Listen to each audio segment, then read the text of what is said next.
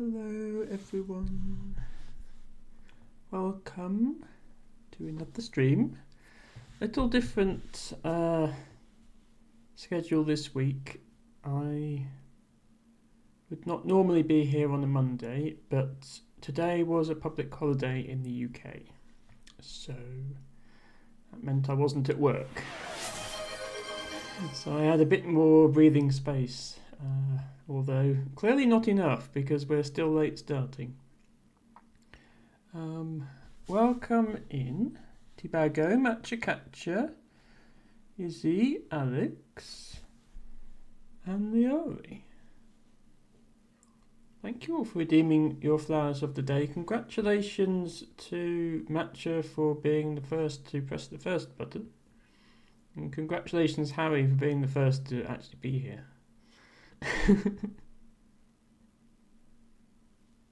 Hello, Liari. I do love your emotes, Liari.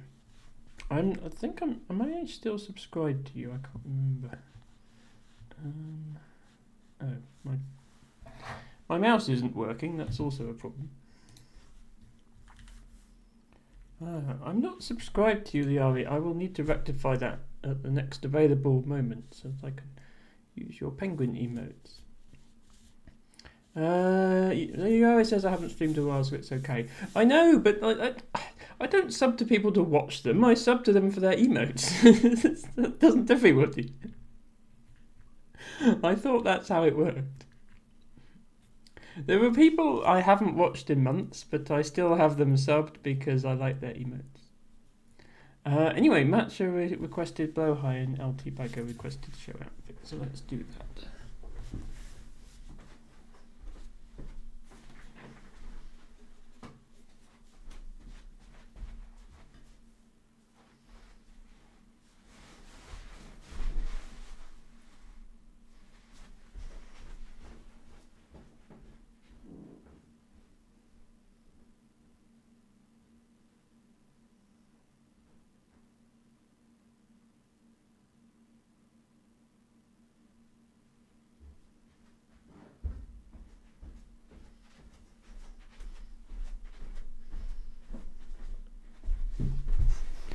Surprise! It's not a Blowhigh at all. I thought I'd give our octopus friend a chance to join us today. Blowhigh is not retired. Blowhigh is just having a well-deserved rest.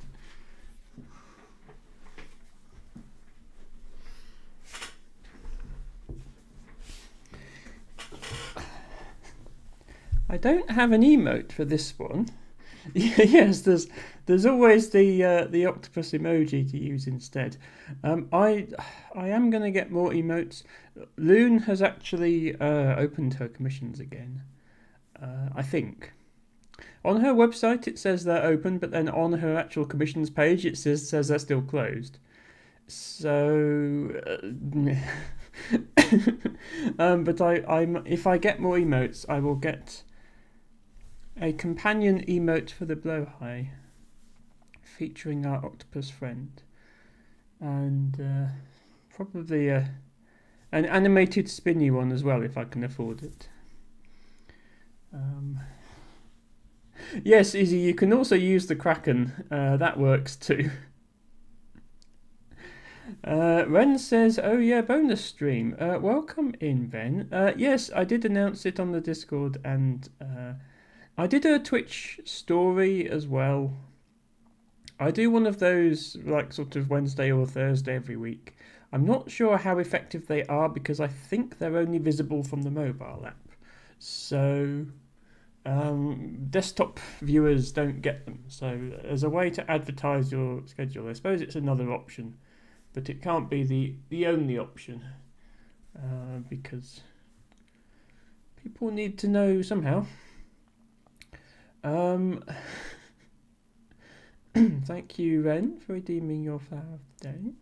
Liari says, when/if I start streaming again, I want to get more as well. I mean, more emotes is always good. It depends how many slots you have free. I would have to remove some if I added some more because all my slots are full.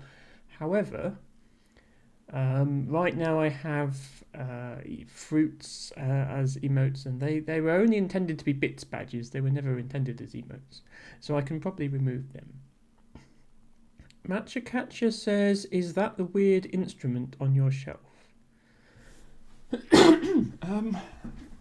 is Matcha referring to? Oh, you might be referring to the automaton.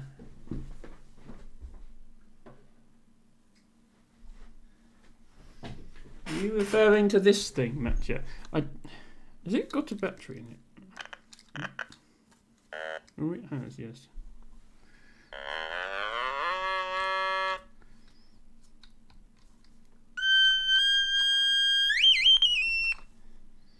Yeah, it's in theory you can play it in tune. In practice,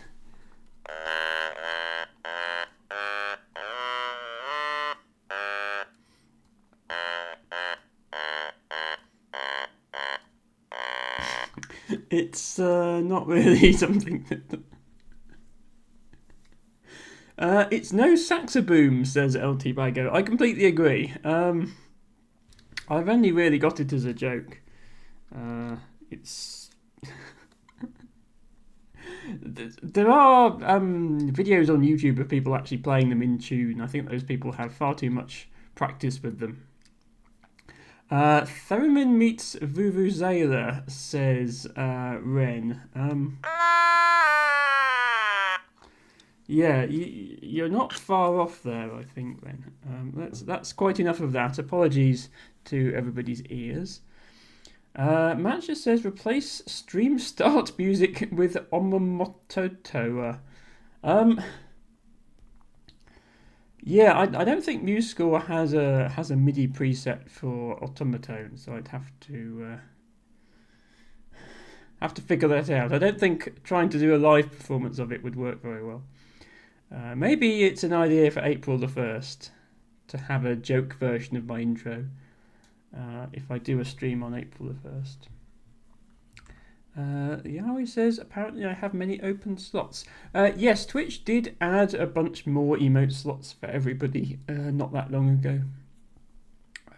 So even if you haven't had any new subscribers, you will have more slots most likely.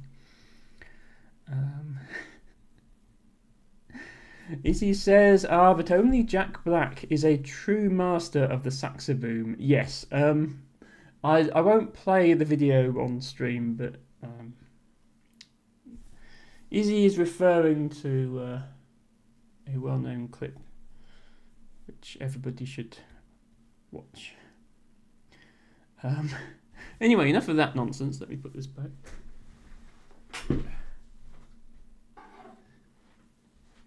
It's this shelf basically contains everything I possess that I thought was vaguely interesting enough to be behind me on my streams. It's quite a paltry collection, to be honest. Not to be confused with a poultry collection, which would be full of chickens. So there is an automaton back there. And the little panda, as I showed last stream. And a penguin. And 2 swans. Many years ago, I used to be quite obsessed with swans. I have lots of pictures of swans and collected some swan plushies. Izzy says, to be fair, you do have a poultry collection. It's a small one item. That is technically true, yes. Anyway, today's game was going to be Terra Nil. Let me see if I can get that set up.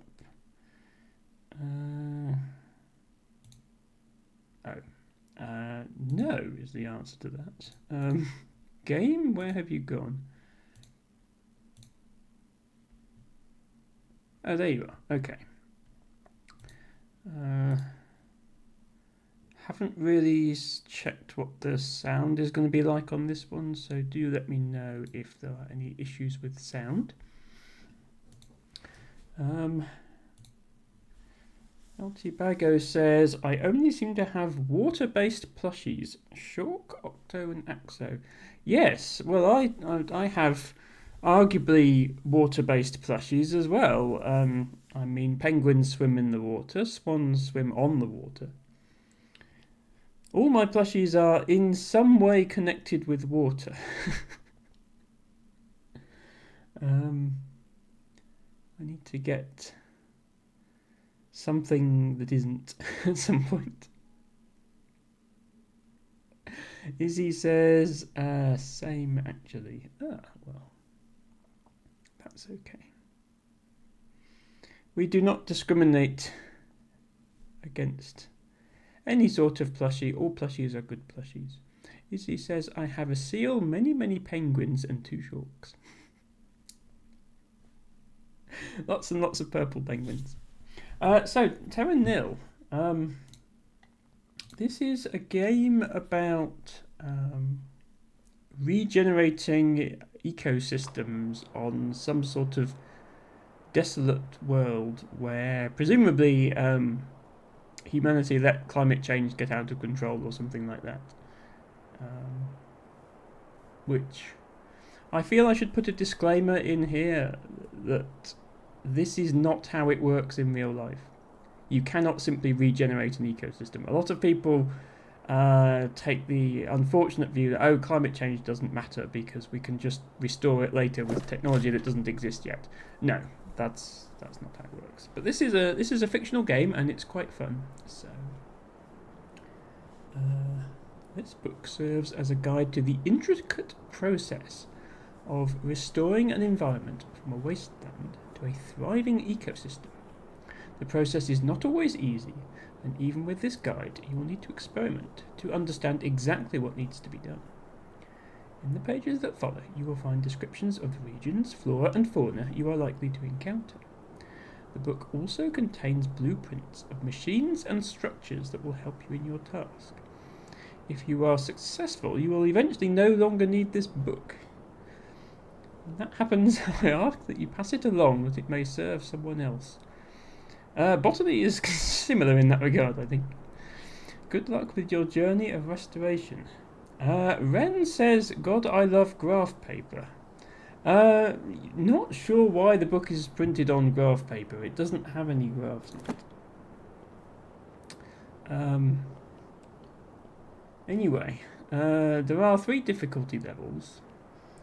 I'm probably just going to go with the middle one. There is an easy one, and there is a hard one. But yeah, that's what we will do. So I do know the how to play the game. So I just sort of have to skip through the tutorial now. Yes, WASD keys, zoom in and out. So yeah, this is the landscape you start with. It's not very nice. There's certainly no plants on it. It's also occurred to me that the bottom of the screen is actually cut off. Why, OBS, are you doing that? Because you weren't doing that with the witness yesterday. Can we maybe not do that? There we go. Okay. Sorry, not sure why that was happening.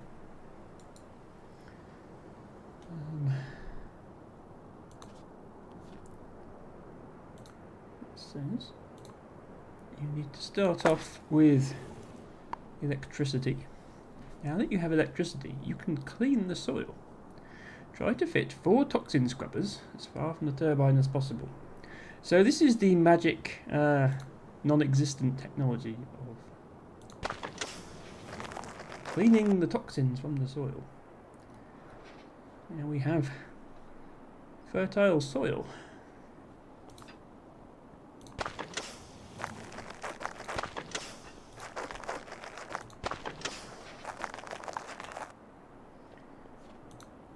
We then have another magic building, the irrigator. The irrigator's job is to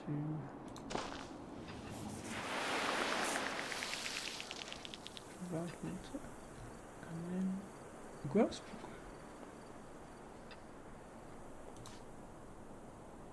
At the moment I'm still following along the tutorial, so it's just telling me where to place these. Clean soil provides the perfect place to grow greenery. Greenery provides resources which are used to create buildings.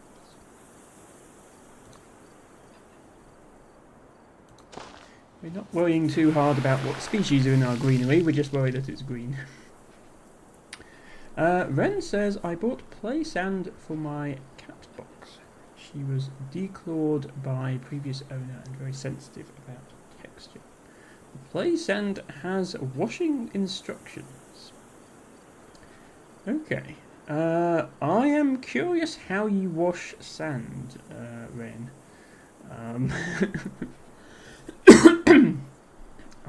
I guess you can put it in water and hope anything that's not sand floats to the top, but I'm not sure it's something I'd want to try. If you're ever lost, you can always look in the handbook for hints about what to do next. Thank you. Increasing the landscape's greenery is your primary goal. But remember to keep an eye on your available resources. To begin with, get the greenery target to 30%. So, in the top left corner, we've got a percentage completion. We've also got a leaf with a number next to it, 1131. That's the resources that we have. All our buildings cost resources to build. But you actually gain resources back when you build greenery. So if I were to do this, for example,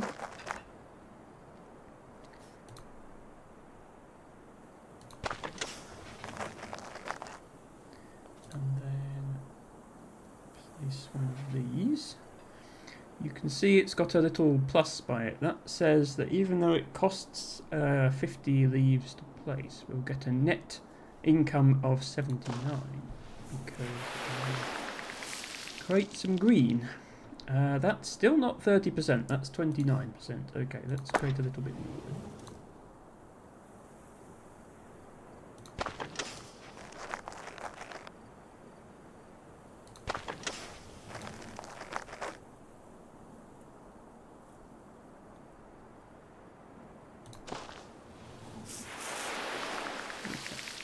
Unlocked a bigger world for us.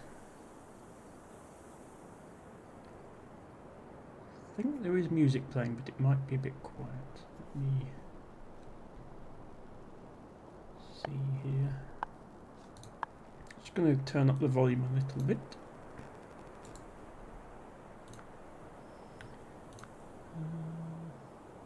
Oh, I turned the music off. Is there a reason I did that? I'm going to turn it back on. If I get copyright claimed, it's my own fault. I don't think this game has that problem. There we go.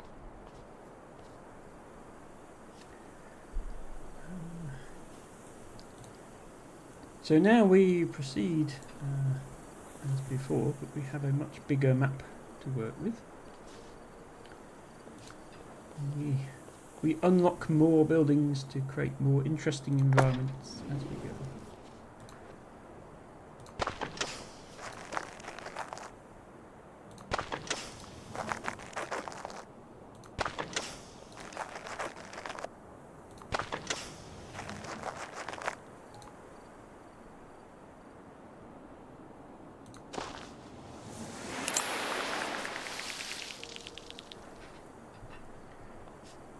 We've now unlocked a water pump. Pumps water to fill dry riverbeds. Riverbanks are cleansed by the water, range is extended by elevation. Okay. Yes, the Ren says I like the sound effects. The sound effects in this game are incredibly satisfying. One of its best features in my opinion. actually possibly is a bit loud. It's not whether it's loud or quiet, it's just how it is relative to my voice. I can never quite get that balance right. But yes, I should now be able to create some water. You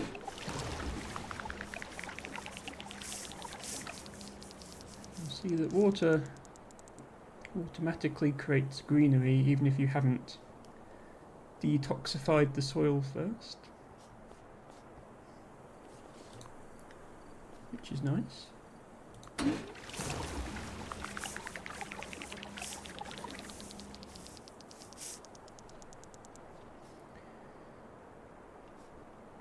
So we just need to continue creating greenery here, but another 137 leaves and we will unlock another machine of some sort.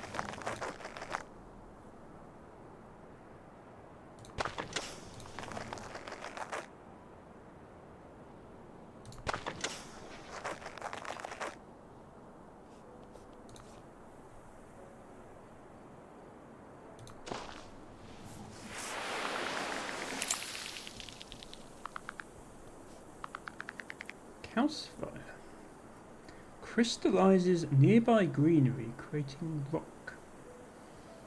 Now you might think, why would you want to turn grass into rock? The reason is some of these buildings can only be placed on rock. Wind turbines and also the water pumps. So for example, if we want to place some water here, we're probably going to have to create some rock. Yeah, this wind turbine is not quite going to be in range. So, let's get our calcifier. Great. So that's here. And we can build a wind turbine here. And we can build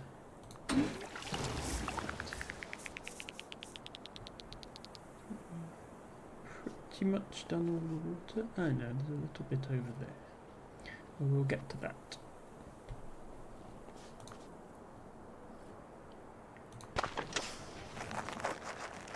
Let's make as much greenery as we can.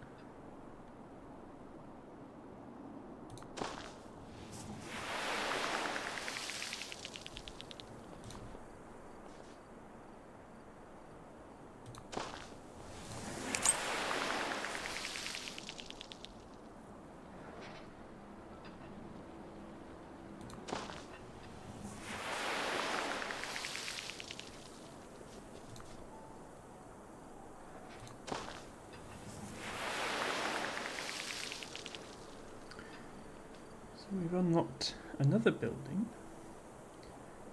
An excavator creates a new riverbed but poisons the land around it. So, yeah, this is basically like a river laser. You do this.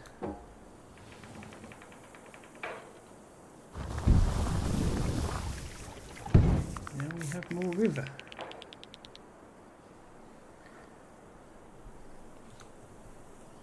I don't particularly need more river at this stage in the game, but there are times later in the game where we will need to have a river in a specific place, and that's what it's for.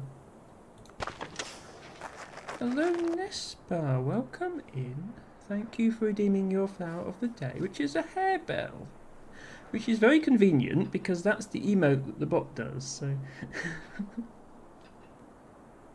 showing off what it looks like. That's my favourite flower of all time, Nespa. It's also my Discord icon, so it's very appropriate that you would pick that one. Nespa, one of my favourite streamers. Let's do a quick shout out. The Nespa. Everybody do go follow Nespa. She has a stream based around playing NES games on an original NES, no emulation, real controllers, and She's working her way through the titles that are available and doing very well at some of them. I watched her do amazingly at pinball, but she's also been playing Zelda, Donkey Kong, Mike Tyson Punch-Out, and her streams have a big focus on self-care as well, which I love. It's a very, very cosy place to be. Yes, but I hope you're having a great weekend. And hello also to Pro Stoic. Welcome, welcome. Both of you, I don't know if you're familiar with this game. It's called Terra Nil, and it's all about taking a wasteland and turning it into a thriving ecosystem. So obviously something that interests me. I think it's a very appropriate game for me to play. So a natural choice for one of these chill bonus streams.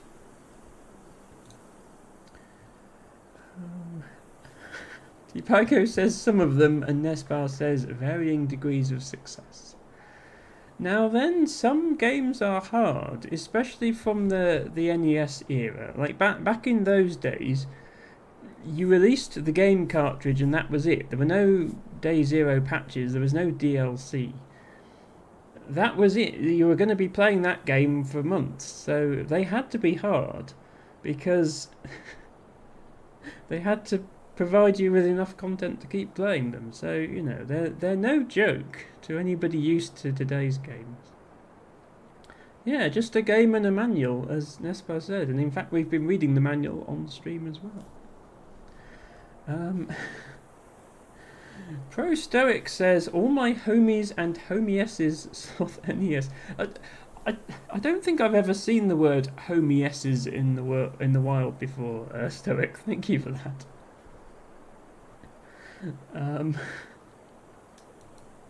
Tibago says, I have no idea what these young whippersnappers are saying with their youth slang. True, but also, Tibago, you definitely remember the era of the NES and SNES and those early Nintendo games, so I think you know what what they're on about. Nespa says, did you hear that we're young? You're only as old as you feel. And I'm therefore ancient right now, but there we go. Hello, Auburn Dusk. Welcome in. I love your name. Conjures up a very cozy image of a sunset. Auburn Dusk says you also had a tiny amount of data allowance. You had to get a lot out of a little content. Yes, it is amazing what they managed to pack onto those cartridges using 1980s technology. Honestly, I'm still, every time I see like the intro to Ocarina of Time, I know that was the 90s, not an 80s. I still think, you know, this actually still looks really reasonably decent even today. It's like hard to believe it's almost 30 years old now. Nespa says that she feels 18. Meanwhile, Izzy feels 80. Izzy says, I feel about 80 right now, my neck is bad. Mine too, Izzy. My sympathies, and hope everything is okay with you, Izzy. Pro Stoic says eternal youth, baby. Maybe. Let's get on with building our ecosystem, shall we? We still have another 6% greenery to restore. I think we should be able to do that here without too much trouble.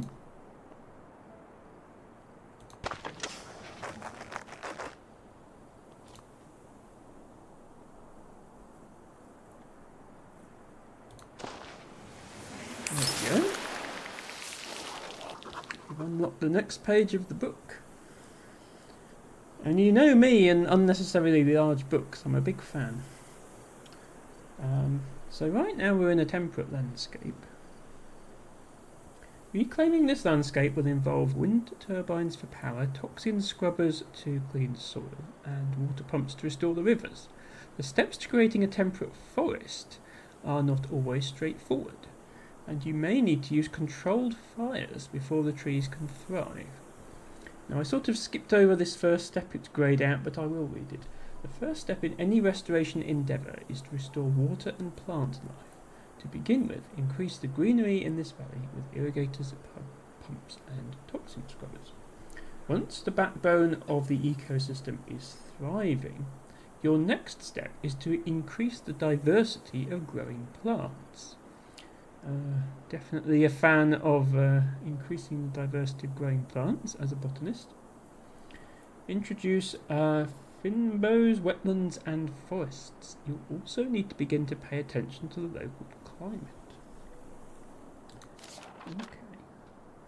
Yes, so we have to unlock certain climate milestones, we have to get certain animals in and so on and so forth. So, that has unlocked a whole new set of buildings for us. Since I've played the game before, I'm actually going to finish greenifying everything before we proceed on to the next set of buildings. It won't take very long.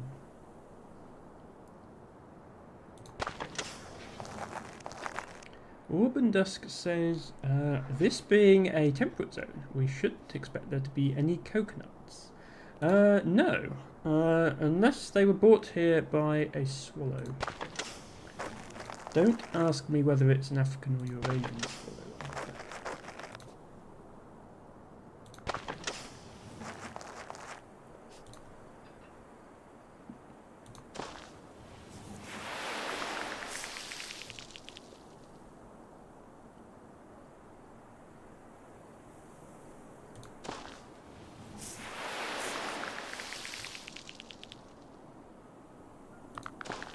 I think this is probably going to be enough greenery to work with. You don't actually have to restore the entire map in order to win. You just have to meet certain milestones.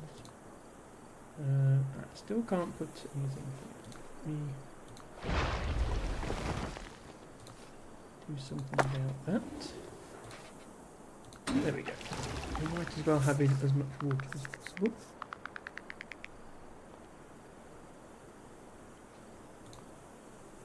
So the sort of second tier of buildings that you unlock. The first one is this hydroponium. Creates wetland. Must be built on an irrigator near water and on low ground. So it will highlight our options. Create wetland. So in the top left corner, our indicator has changed. We now need to create certain amounts of each of these biomes. That's 20% of the wetland we need. We can create more, like this.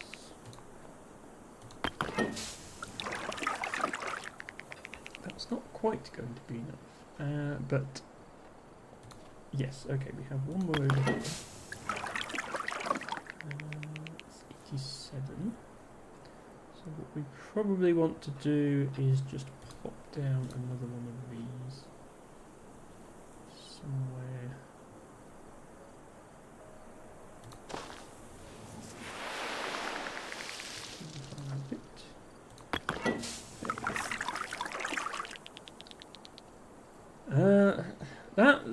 Tibago says, what if they are brought in by swallows? Which is literally what I just said, Tibago. We both made the same reference there. Ren says it's RCI, referencing residential, commercial and industrial from SimCity and other city building games. Pretty much. You do want a balance of the three. The problem is animals are no good at demand indicators. Trying to ask a bear whether it wants more forests or wetlands, you don't get a straight answer out of them. No, Tibago, I expected you to go there with that reference, but I got in there before you. I'm just going to create a little bit more landscape over here in this barren area, because we do need to satisfy all three of these. So forests are a little more involved than wetlands, which we're just plopping down this building. Forests, we first of all need to create flowers before we can create forests. So let's go ahead and do that. We actually do that by putting beehives into trees.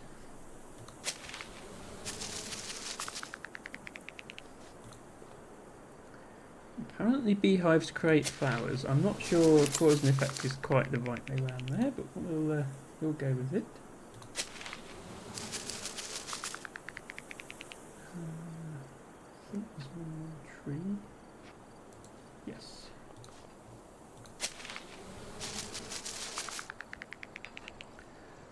So now we have some lovely flower areas, and if you zoom in, the graphics are quite detailed and quite pleasing to look at, especially the flowers. You can see the bees swarming around. What's in the wetlands? Looks like mostly lilies. Unfortunately, in order to create forests, we have to create ashy nutrients, and the way that you create ashy nutrients is focus sunlight, allowing for the starting of a controlled burn. In other words, we're now going to set fire to the landscape.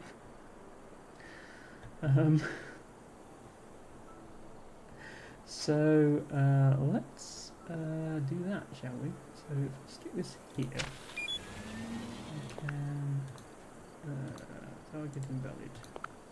Why can I not start a fire there? Oh, I can start a fire there. Can I only start it in the flowers? Maybe that I can't. Okay. So instead go here. Yes. Okay. Fire is being created. Don't panic, this is an intended part of the game. What we have left behind is ashy nutrients, which we will now turn into forests. Uses nutritious ash to create forests that can only be built on a burnt building husk. Fortunately, we have plenty of burnt building husks. Create our forests.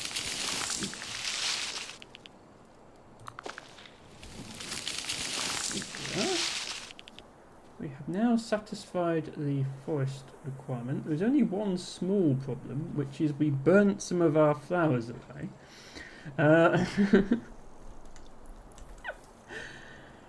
Matchacatcher says, identify those flowers. Well, I can tell you that these are lilies, on account of the lily pads next to them.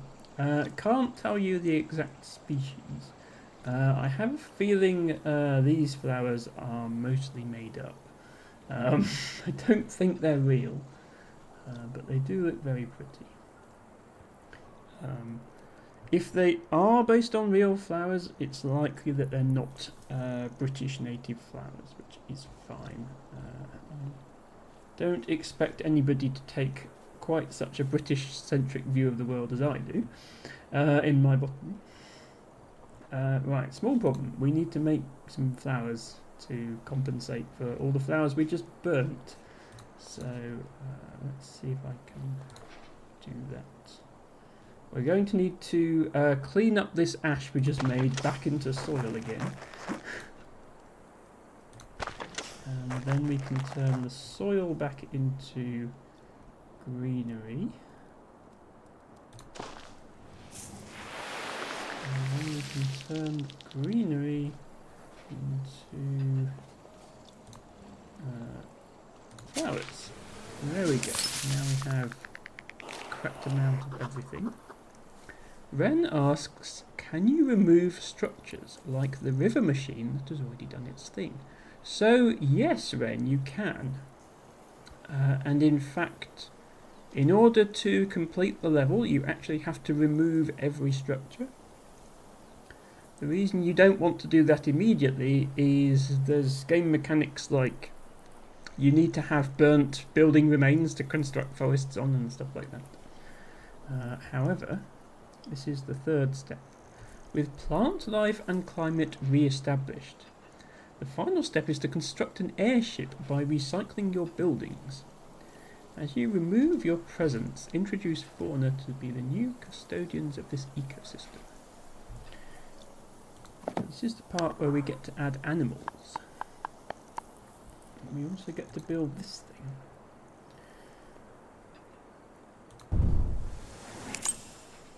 Which is an airship.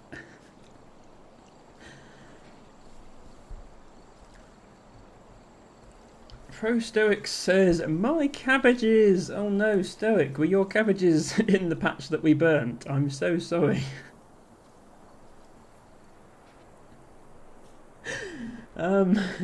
I made you some new ones, I promise. So, yes, in order to leave a pristine, untouched ecosystem, we need to remove all these buildings that we've sprawled across it. In order to do that, we have the recycling silo. Recycles other buildings and stores a portion of their cost. Let's start over here. If with clever placement you can pick up a whole bunch of buildings at once. Like that.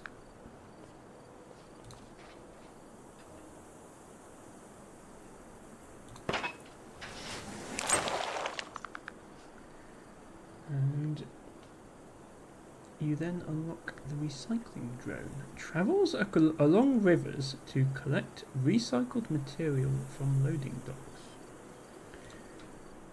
So this is the part of the game where you sometimes find yourself needing to dig more rivers.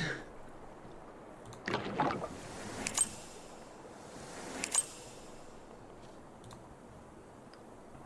can place a loading dock like this. This little drone will travel along it, pick up any material within range, and take them back to the airship. And we repeat the process until we have completely cleared the landscape of buildings. Problem is, what do we do with stuff that's too far from a river? And the answer is you have to build a river to go there. So that's what that machine is for, mainly. But let's see, I can actually probably yeah, I can build a river here. There's already a channel, which will probably allow me to dispense with most of these buildings.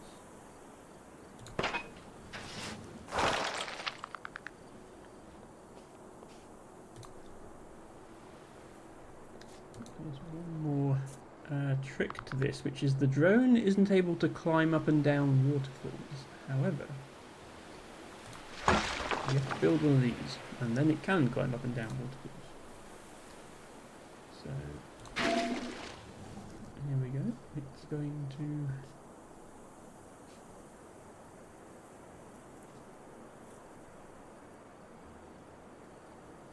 do that.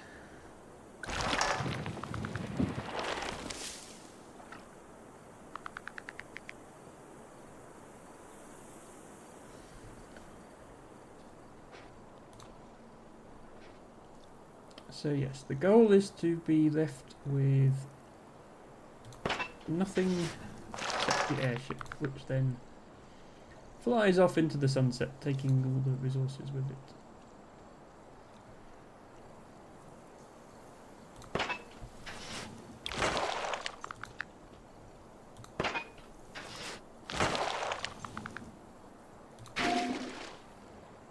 I can also use this button to speed up the drone if I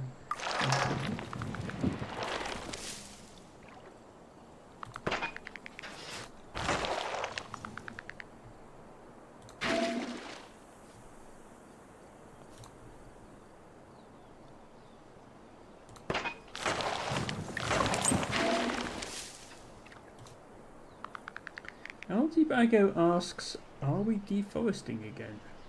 No, don't worry. We are leaving patches of bare land behind where we're removing buildings, but don't worry. We're not removing any of the trees. Look, we have geese.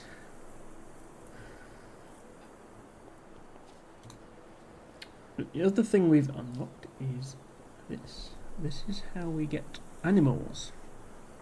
Animal Observatory allows use of a sonar ping to encourage animal species to move into a habitat that is appropriate for them.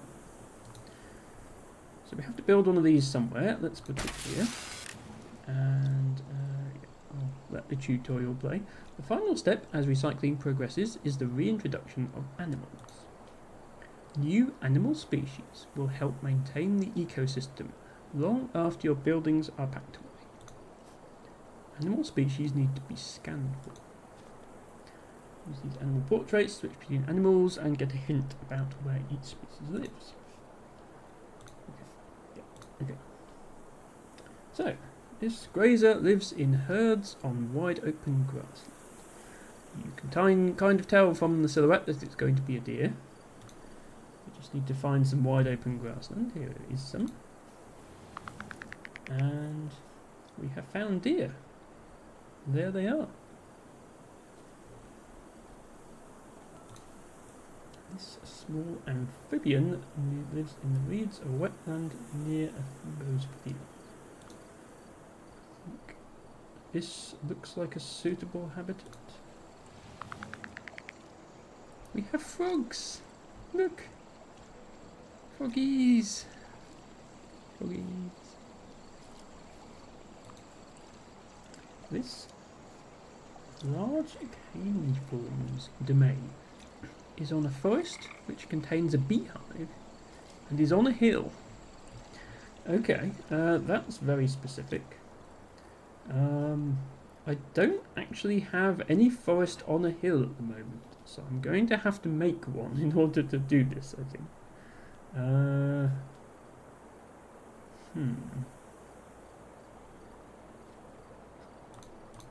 I probably shouldn't have collected quite all of my buildings yet, because I actually need to create a burnt building husk in order to grow a forest on a hill.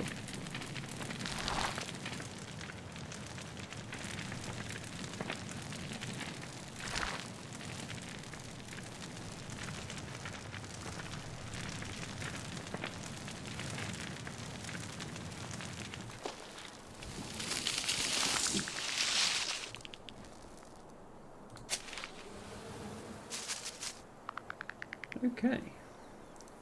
Forest containing beehive on hill. Brown bear. There he is. Wondering how on earth he got there, given that 5 minutes ago this was an open field, but there we go. This web-footed waterfowl rests in a large lake when it is not flying. Okay. Not sure if this qualifies as a large lake.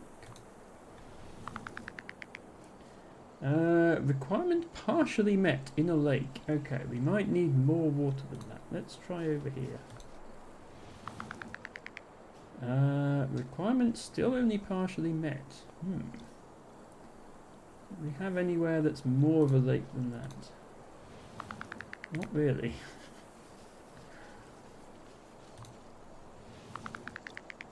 Okay. Might have to create a bigger lake somehow. Thank you, Teabago. Let's see then. Can I use my riverbed making thingy to make...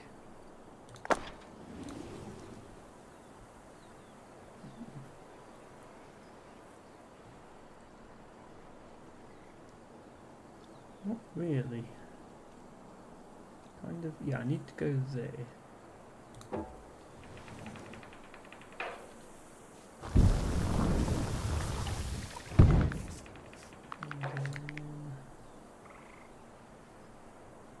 Ideally here. Yeah. This is quite expensive, so I hope it works. I need to put the wind turbine here, and then put this here. And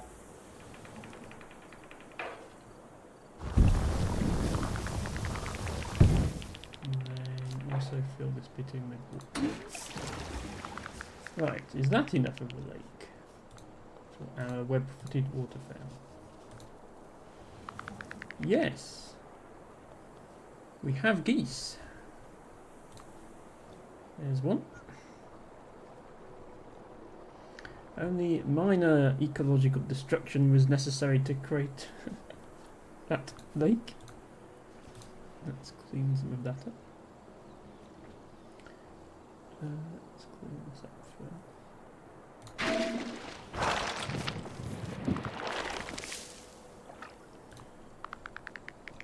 This industrious rodent builds its home on a river near a forest.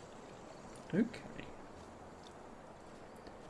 Now then, is this near enough to a forest to count? No. This might be. Yes.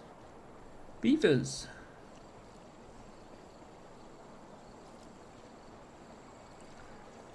And our final animal. This predator prowls in a forest near to a source of prey. Well, we have a source of prey here in the form of deer. So, there we go. Timberwolf. Sorry, dear, but I've just introduced a predator to your ecosystem. So, that gives us all 6 animals that we needed to find in this ecosystem. Meaning that our ecosystem is complete, apart from we do need to finish recycling all our buildings, so let's get that done.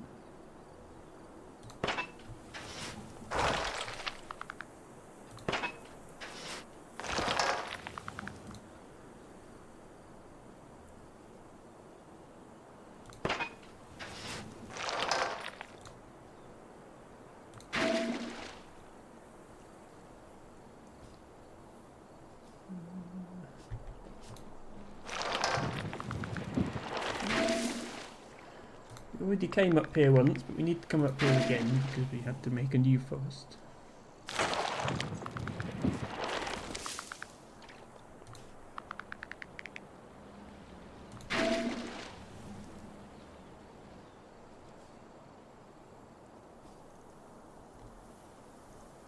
Even at 3 times speed, we do have to be patient with our little recycling drone.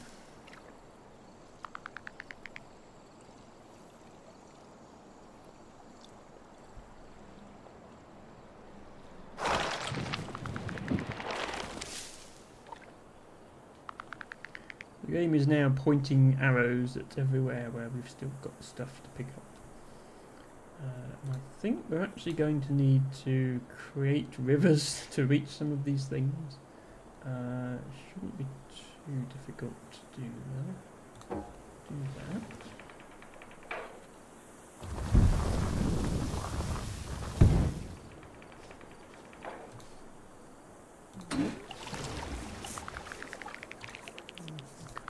Yeah, and this lot.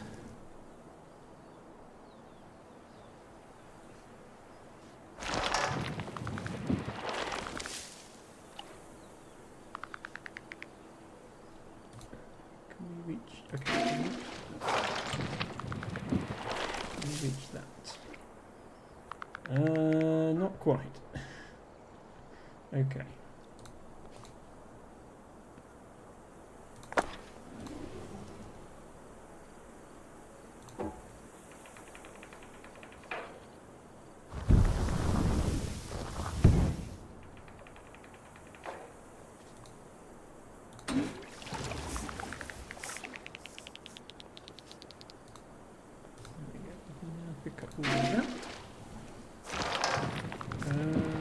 Oh, it's telling me that my that lock thing to climb up the waterfall actually needs to be recovered as well. So I need to put something downstream of the lock. There we go. And the waterfall is back. So we're 98% there. We just have this annoying thing to collect. So we need to make one more riverbed.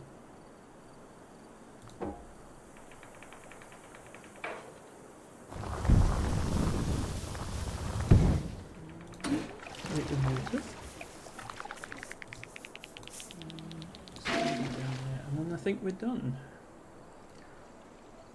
So that's basically how this game plays. However, I should point out that every biome, every ecosystem has slightly different terraforming tools down here. The selection of tools you get for each area is different. The animals you have to find are different. The biomes you have to create are different. So it's not just that repeated over and over. Hello, Ancient Cosmographer. Welcome in. Ancient Cosmographer says, oh, this looks cool. Yes, so this is Terra Nil, a game about restoring a barren wasteland back into a thriving ecosystem, which we have done today. We have cleaned up toxic lands, turned it into green grass, introduced flowers, wetlands and forests, found animals, and then cleaned up all evidence of our ever being here into this airship, which we're now going to launch.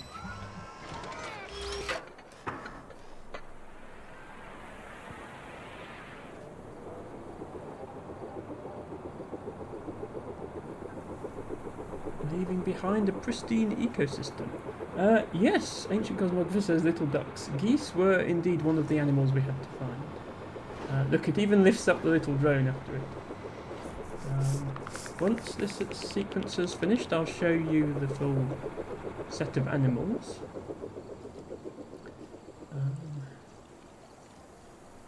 There's actually once this menu comes up, there's continue or appreciate. I like the use of the appreciate button. But yes, we found geese, we found bees, we found beavers, we found frogs. Where have the froggies gone? There they are. Froggies. You can't see them very well because they're hiding in the weeds, but there are froggies there. We found deer. And once we found the deer, we immediately went and created some predators for the deer. We made wolves and bears as well. But we actually put some deer over here as well, where the wolves can't get them. So let's continue.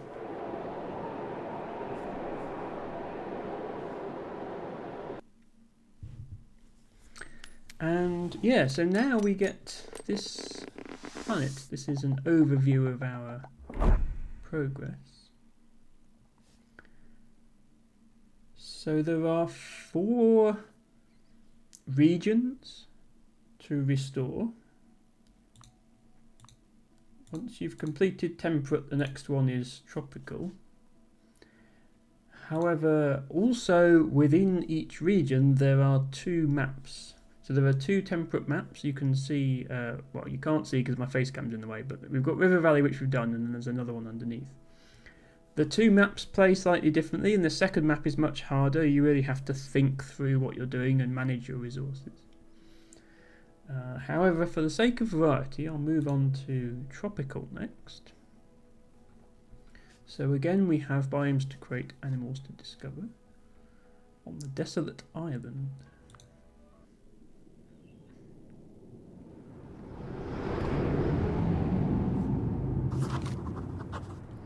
Tropical. Rebuilding an island ecosystem is a unique challenge. Restoring life to the oceans is your #1 priority, using toxin scrubbers to clean the seawater. Fewer river networks mean you'll need to use monorail infrastructure here. You'll need to begin by cleaning the surrounding oceans and reintroducing plant life. Toxin scrubbers are integral as they cleanse both land and sea. Both greenery and clean ocean contribute towards your goal. Climate manipulation is possible from the outset here. So yes, we now unlock some fancy new tools which we can use to directly manipulate the climate. We have these 2 meters in the top right. One showing the temperature and one showing the humidity. And we need to reach very specific temperature and humidity goals to unlock all sorts of things. Funnily enough, one of them is coconut palms. So I can't remember who it was who said there's no coconuts in the temperate region. Well, guess what? We're going to have coconuts now.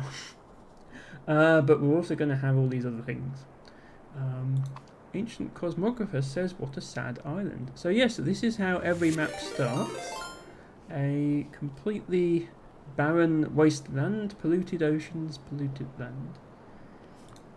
And it's our job to reverse as much of that as possible and turn it back into an ecosystem. So let's get going here with some toxin scrubbers. So, as I say, these clean both the land and the ocean. Do a bit of each.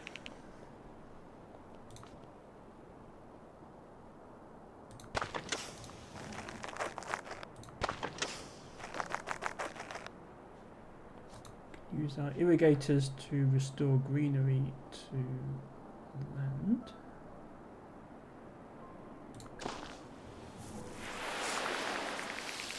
I'm sure you'll agree this is looking better already. We can also start to, these are actually currently empty of water, these are dried up river channels, so we can start pumping water back into them, which will create some more greenery. In fact, yeah, we need to keep this one going if we can. There we go. All the way to the ocean. And you'll see that already the humidity is starting to rise because we're introducing more water into the landscapes. 23%.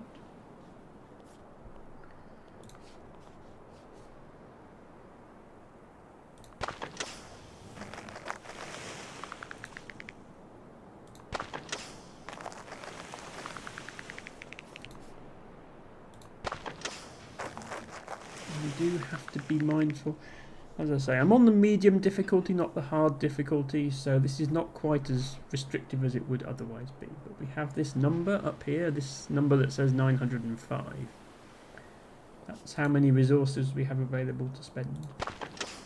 We can only earn resources by improving the ecosystem. On the hardest difficulty, it can actually be quite tricky not to run out, but for the sake of this stream, I've gone on medium.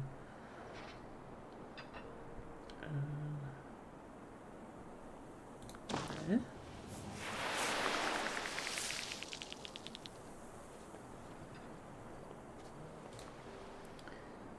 We do need stone to place wind turbines on. We don't currently have the calcifier to create rocks elsewhere. So we currently have no way to restore this little bit here, so instead we're reliant on just restoring as much as we can in the areas we can. Trying to get to 100% up here.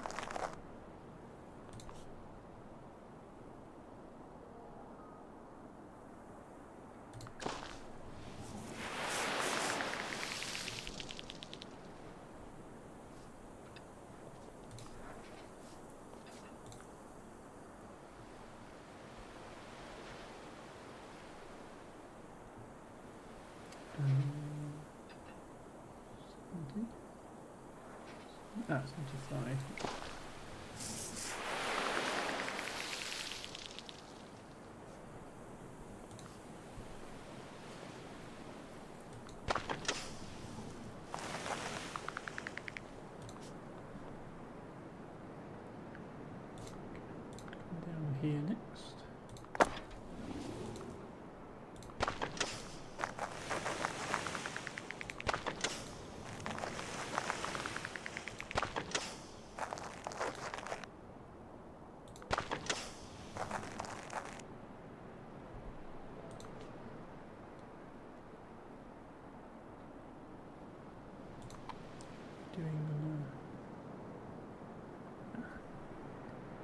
Yes.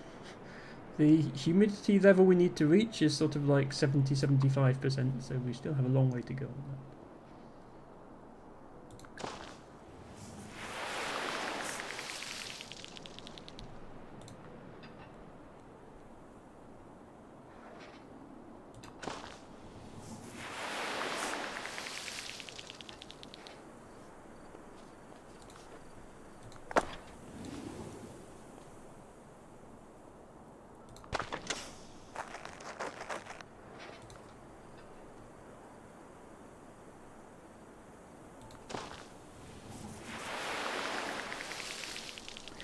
75% humidity, says Tibago. I mean, yes, bear in mind we are creating a tropical environment here, so we're aiming for sort of rainforest conditions. So we do want very, very high humidity.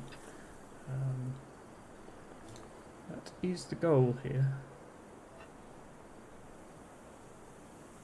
That's too close. Okay, we can do that.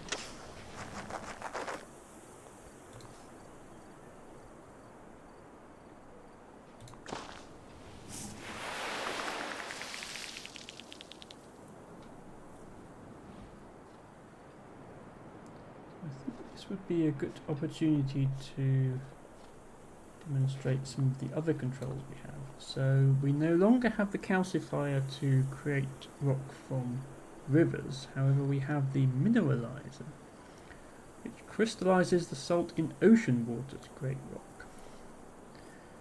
So we sort of have slightly different approaches to things. So I'm going to create some rocks here. We can then use to clean this area.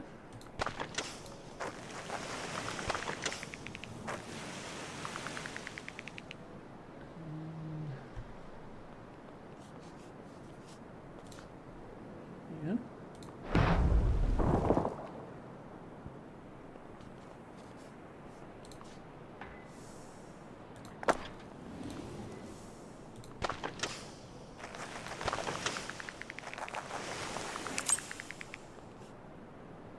Unlocked this. The sandbank creates a small island on which buildings can be placed. So that's how we are able to clean these final areas of the ocean. Because even if we create rock from the ocean, we're still limited to placing the toxin scrubbers on land.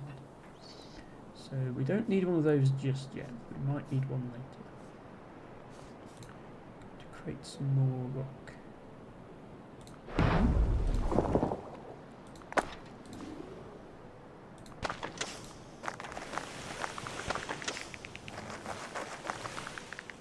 This should do it, I think, in terms of unlocking the next phase. There we go. The next step is increasing biodiversity. Restore beaches, mangroves, and tropical rainforests. You also need to use the monorail network to transport coral polyps to the sea. So this time we actually have 4 biomes instead of only 3 that we need to keep track of. Plus, we still need to manipulate the climate. We've managed to increase humidity by 10% already. We now have access to some more options for that. We have the cloud seeder. Uses surrounding water and ocean to encourage cloud formation and increase ambient humidity. And we also have, once again, we're going to be setting fire to things, but for a different reason this time. Burns surrounding vegetation to increase atmospheric temperature. More carbon-dense vegetation is more effective. So we're trying to get up to rainforest levels from 2 degrees. Before we do any of that, though, I am going to just do a little bit more cleaning of land here.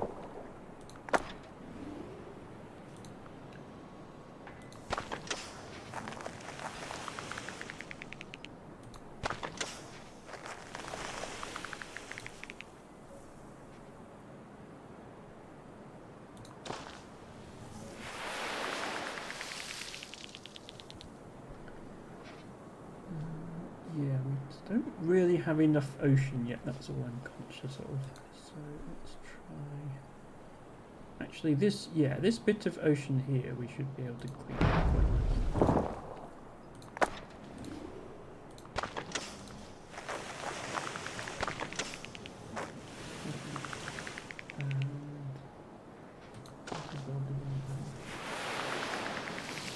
There, that's a bit better.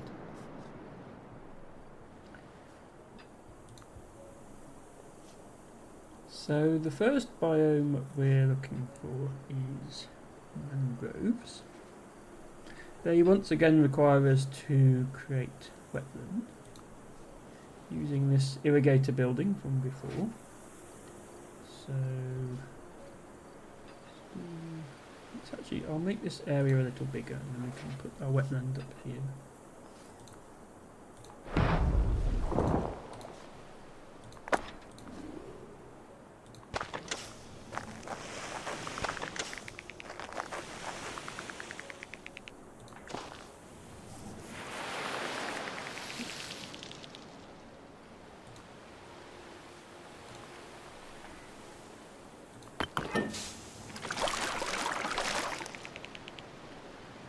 We have a wetland, and then on the wetland we are growing mangroves, which is what we're aiming for here.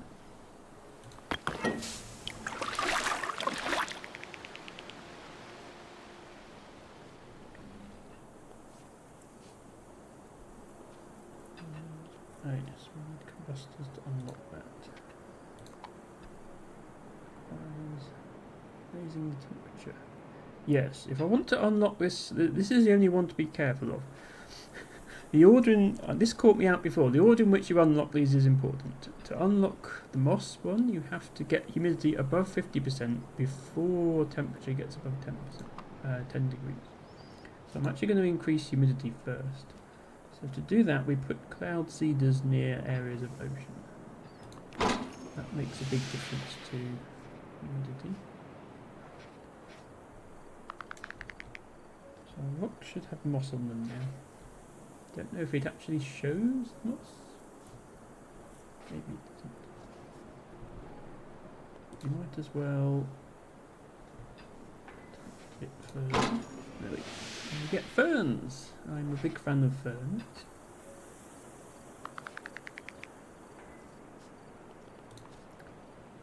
Where else can we put one of these that's most effective?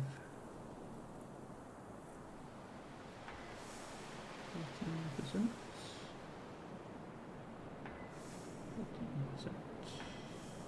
We'll go here. There we go. So now the humidity is starting to get to the right conditions. We need to do some controlled burns to increase temperature. Fortunately, these burns are slightly more controlled than the previous one, where it would sort of burn the entire map. It only does this little area.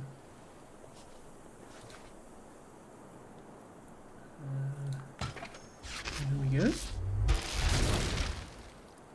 that gets us birds, crabs, ivy, ferns, water lilies and moss. We still need to get jellyfish and coconut palms. Trying to find the most effective place to put these.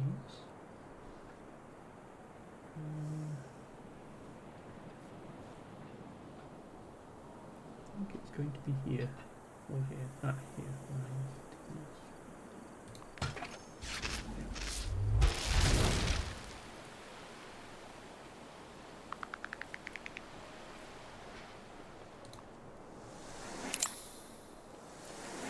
Now we've unlocked the tools we need to create the other biomes. Capture sand to form beaches and dunes must be built on a toxin scrubber. Fortunately, we have plenty of those around. Let's start forming some beaches.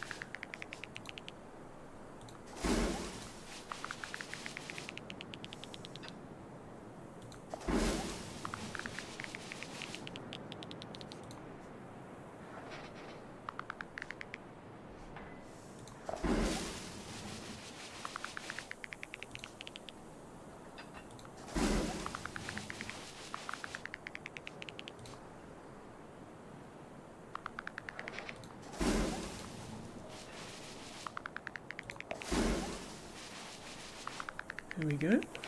That is the right amount of beach. We can now see our little crab friends hanging out. There they go. Little crabbies.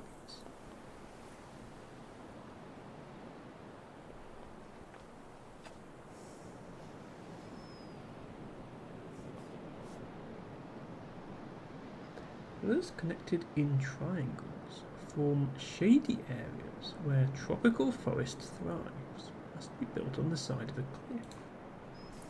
Okay. So the next step is to create tropical forest. I might try to unburn some of these burned areas just so we have more room to create our forests. Shouldn't take too long.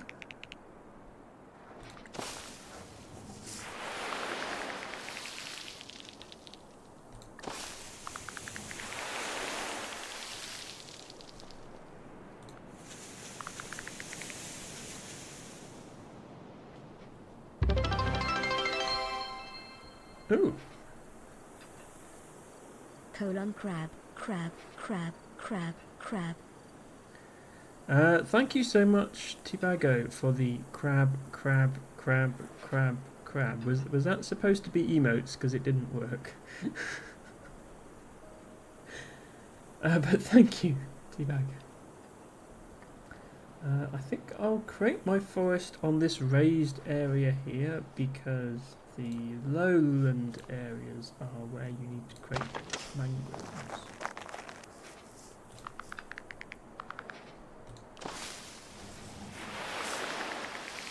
I'll start putting these shade cloth pillars around. Hello Izzy, thank you for redeeming drink water. Let's do it.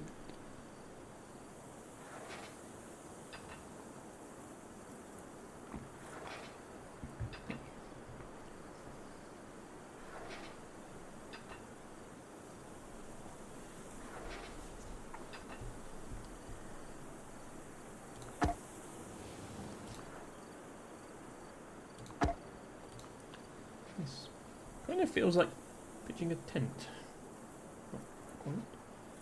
Okay, there we go. Creates a shaded area.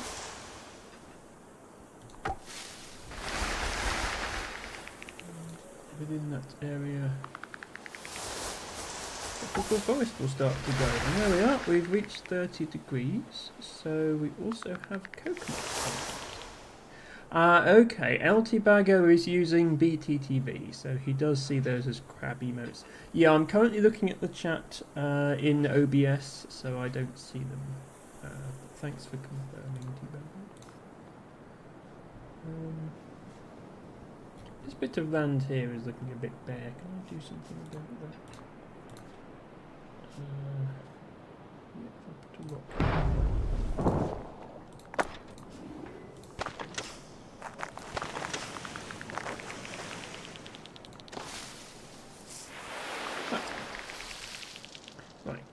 To make more forest.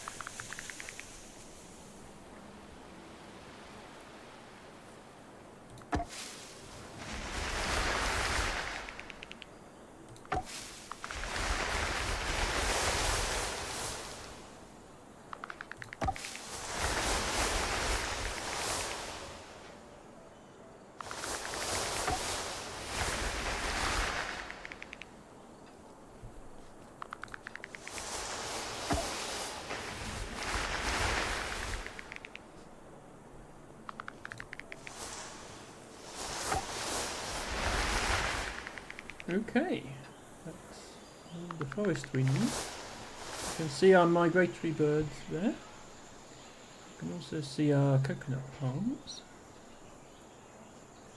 El Tobago says I use 7TV but has BTTV and FFC integrated. I see all emotes. Yes, you see all the emotes there are to see, all emotes of all types. I'll sort something out properly so I can see them at some point. But yeah, I don't have a chat overlay anymore, so individual viewers may or may not see emotes. So we actually need to reach 40 degrees to get dragonflies. So we can potentially do some more controlled burns if we don't quite get there. continue with the mangroves.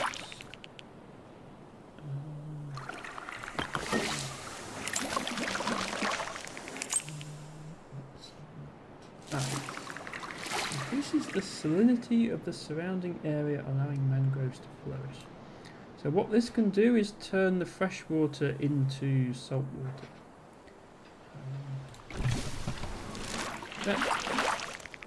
So without that, the mangroves will only grow on the margins of the wetlands where the fresh water meets the ocean. But with that, the mangrove will grow everywhere. That makes it much easier to reach this goal for the amount of mangrove.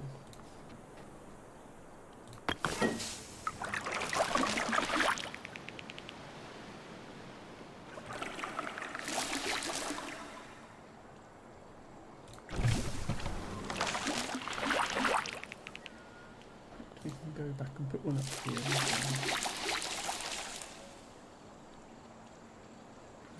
Looks like 69 is the most I can get.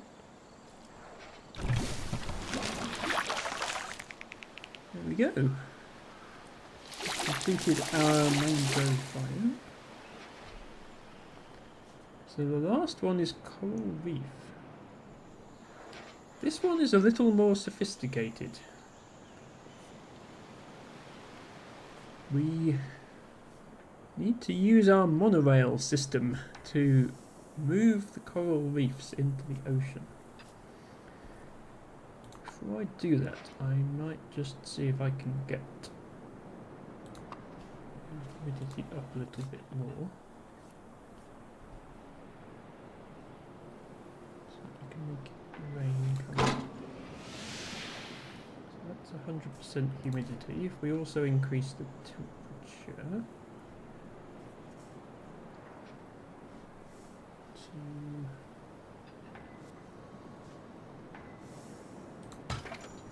there we go. So the advantage of starting thunderstorms is once it rains, the land will sort of greenify itself. So the rain will wash away the toxins in the remaining soil. Makes it a lot easier to cleanse the whole map. There we go. So the rain is starting, and you see the number in the corner is going up by itself. These remaining brown areas are turning green. Also means that restoring the water cycle to the oceans is going to clean the ocean.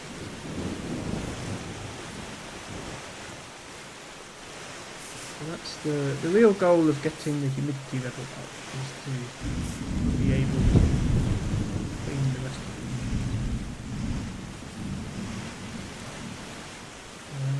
Why do I only have 88% beach?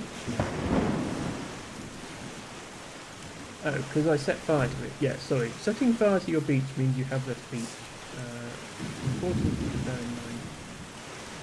Let's create some more beach.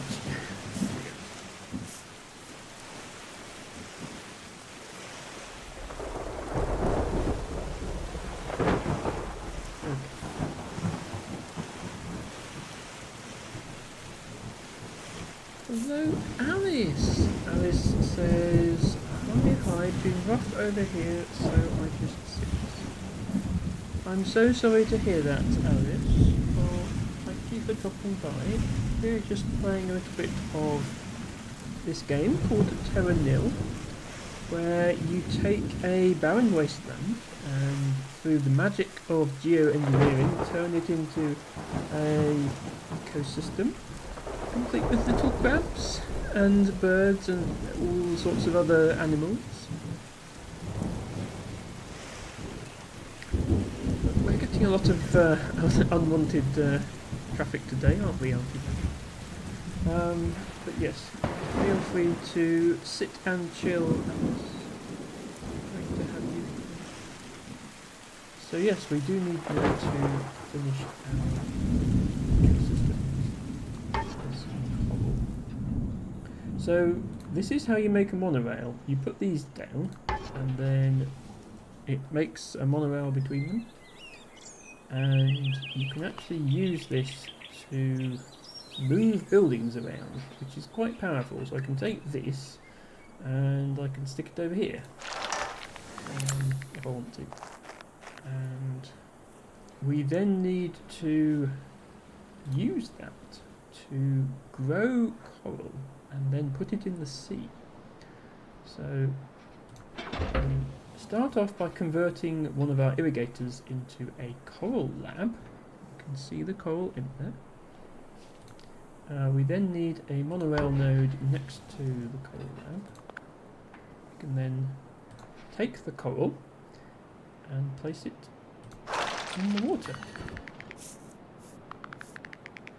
And there it goes, spreading coral.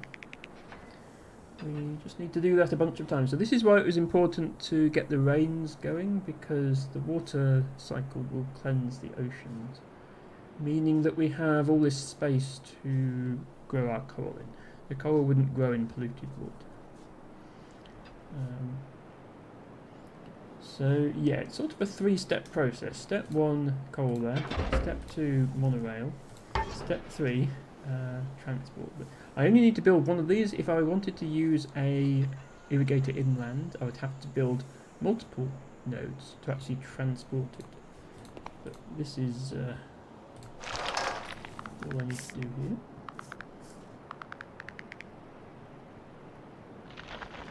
There we go. That gives us some more coral.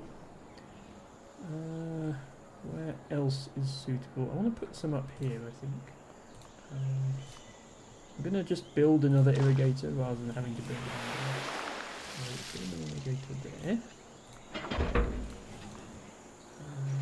We need some rock. Put some monorail there. We can move the coral into the ocean. That's going to complete all 4 of our tropical biomes. Monorails can be utilised for recycling, so connect your airship to the monorail network. Reintroduce marine and terrestrial animals to help maintain the ecosystem when you leave. So we're now on to phase 3 of the tropical biome. We have unlocked our buildings again. I'm going to start actually with the animal observatory this time. Let's see what animals we have in the tropical. This beach dwelling reptile lives on an island where it can retreat into its shell. Okay, so an island with a beach. I'm guessing this whole thing doesn't count as an island. No. I don't want to make a little beach habitat for this.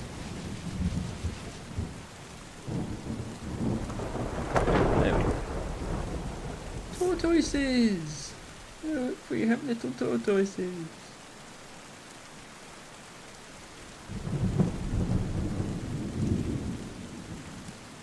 This unusually shaped creature glides in the ocean near river estuaries and coral reefs. Okay, well there's a river estuary here with no coral. That might be the only river estuary we have. So I think first of all I need to build some coral. Let's see about that.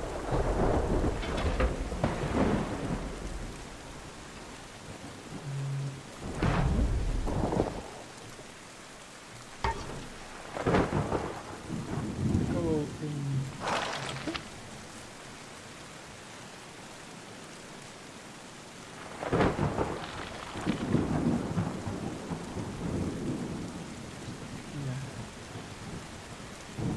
manta rays.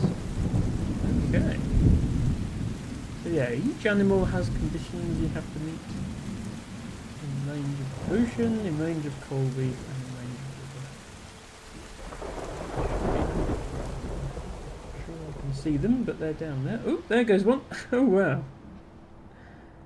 There's the manta ray. This colourful bird makes its home in lush forest canopies beneath clear sky. Oh, we definitely have a lush forest canopy. We don't have clear sky. I think we need to remove our temporary shade thingy first. So we do actually need to skip ahead to the recycling phase here. Let's go ahead and plonk down our airship.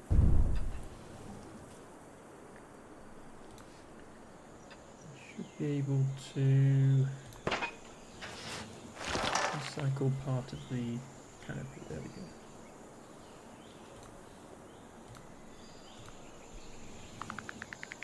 No building here. Ah, it's still within the range of some buildings. Okay, let's do a little bit more cleanup and then try again.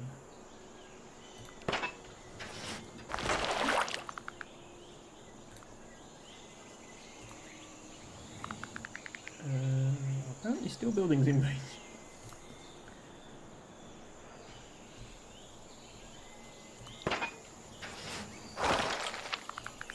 Okay, hopefully this qualifies. Yes. Parrots! We have parrots.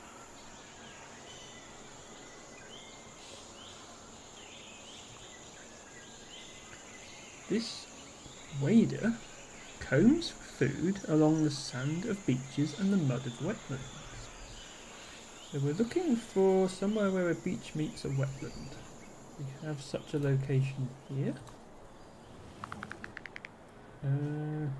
Not in range of enough wetland. Let's try just along a bit. No. Ah, because this is mangrove. Yes, mangrove and wetland are actually separate. We need to create an area that is just wetland without mangrove on it. That's near a beach. Let me do that quickly.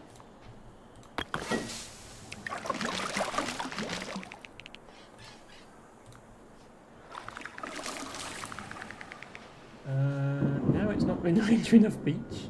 Some of these can be a little fussy, but that's fine. We could just make more beach actually.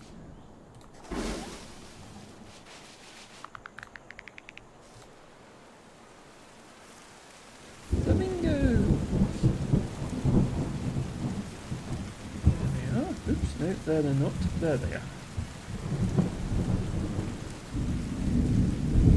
Remove this rather ugly wind turbine that's hiding the nice flamingo.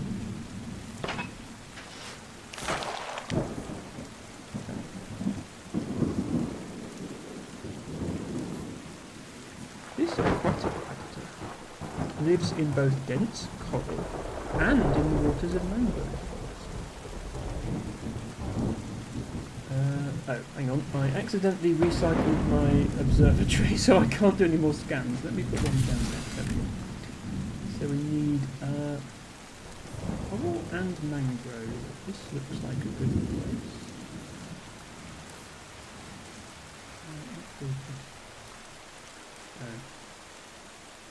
Looking range enough. There we go. Reef shark. There it is. It's blowhigh.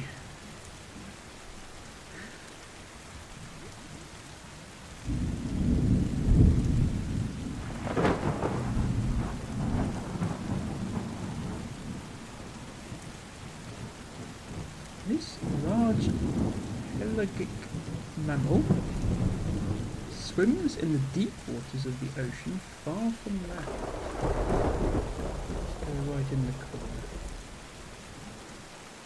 Whales.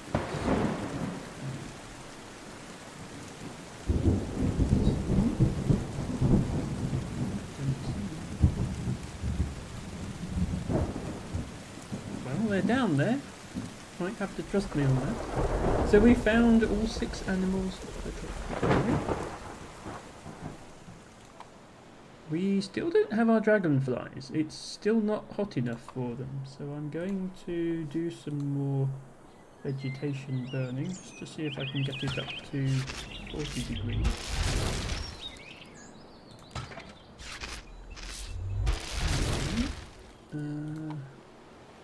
Oh, greater than 40 degrees. Okay, I guess that means 41.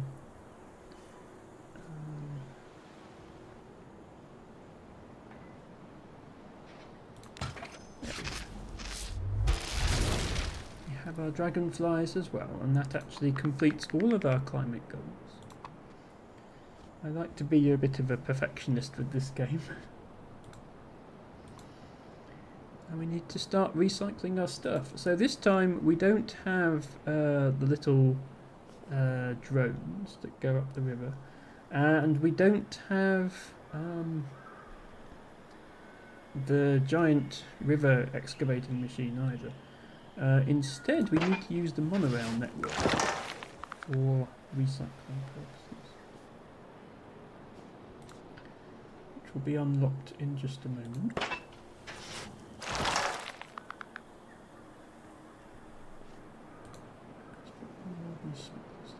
Oh, yeah. Some monorail nodes. Let's do that.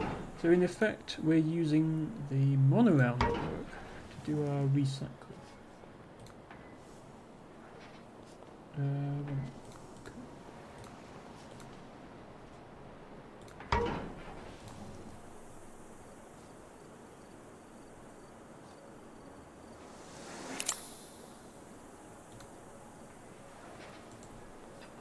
Recycler station connects to the monorail network and sends drones to recycle the areas at recycling beacons. Must be placed adjacent to an airship. So we'll stick this here. And we can now use this recycling beacon placed on a monorail node to signify that a recycling drone should be dispatched to recycle there. So you do this and everything there gets recycled. Now it does also recycle the monorail node itself, so you sort of have to do it in reverse order, like get to the furthest away areas first and then make your way back. You did unlock one last machine. This is probably my favourite machine in the whole game, the rock hopper. Moves a rock from one location to the other. This machine is just as silly as it sounds. I shall now demonstrate it. Yep, it literally fires rocks at things. Yes, Ren, we do have monorails. This, the tropical area is actually heavily dependent on monorails. Not just for recycling, we also had to use them to create coral reefs. And if you're wondering how on earth you create a coral reef with a monorail, well, I'm afraid you'll have to watch the VOD or go buy the game.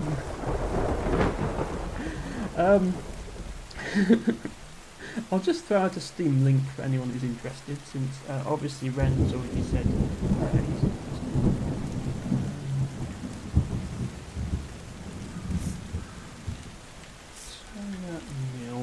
So it's not currently on sale. It is full price at £21 right now, which is a little pricey, but it does go on sale fairly often.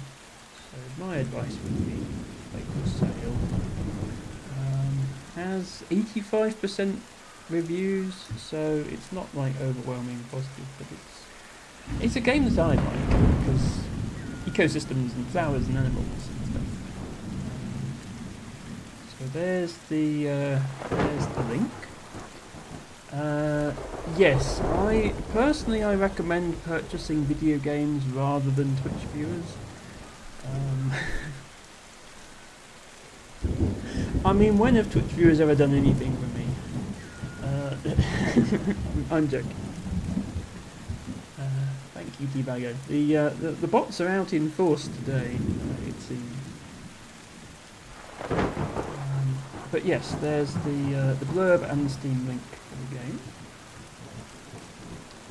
We now demonstrate the recycling system. You put a beacon down.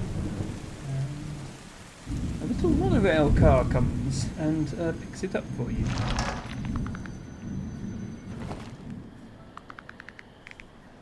And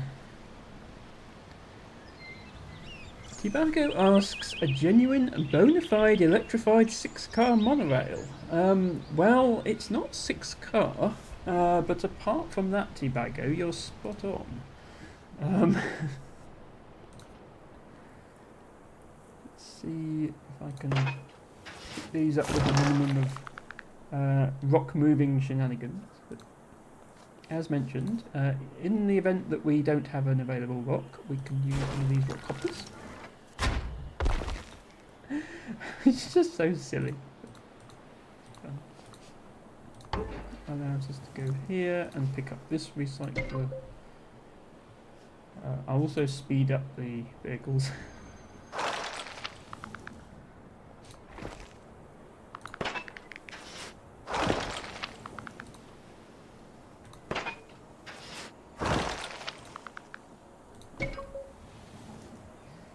So once again, the goal is to clear out everything artificial from the landscape, leaving behind only the natural ecosystem.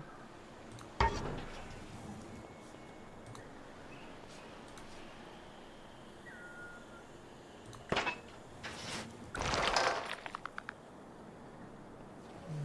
going to get over to this area. That could be tricky.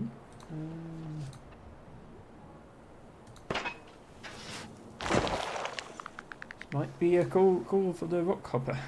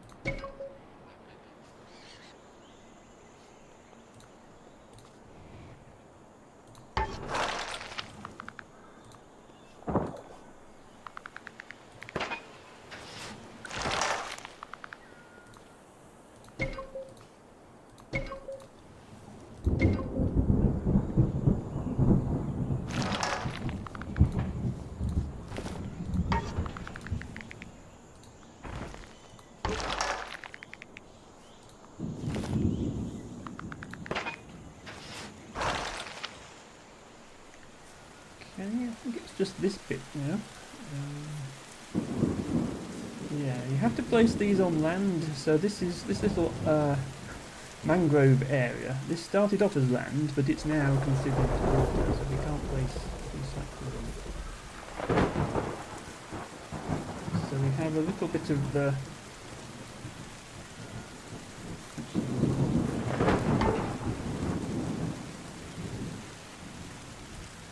Reach that wind turbine. Yes, just a bit.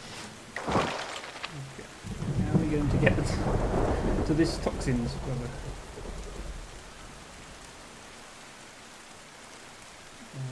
That's awkward. We're going to have to break some more rocks.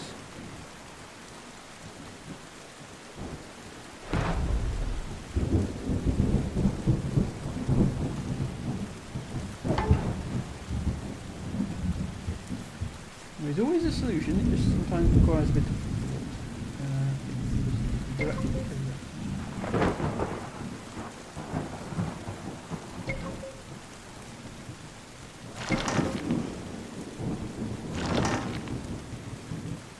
Landscape is starting to clean up.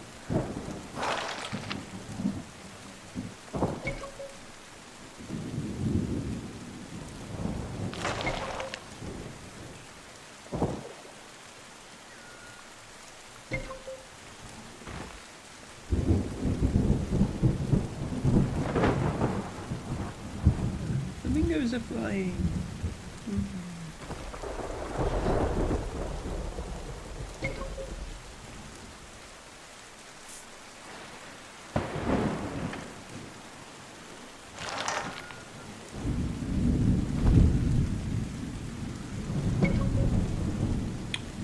Ooh, whoops. I've somehow left the monorail node over here. Okay, I can probably get that.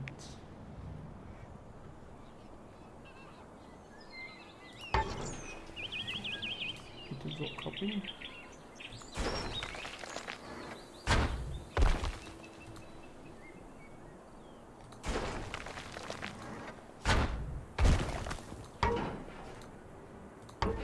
Okay. So as you can see, you get plenty of money, resources in medium difficulty. Hard difficulty, you do have to plan how you're going to deconstruct things a bit more carefully.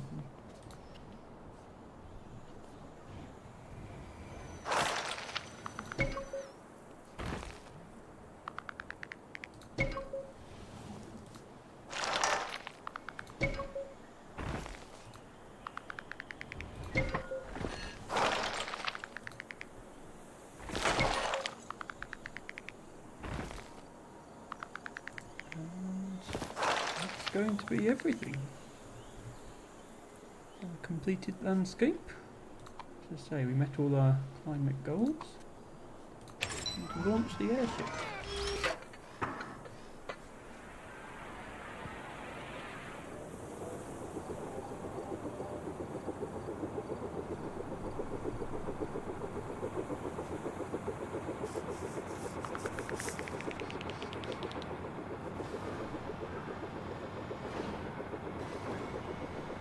Wasteland.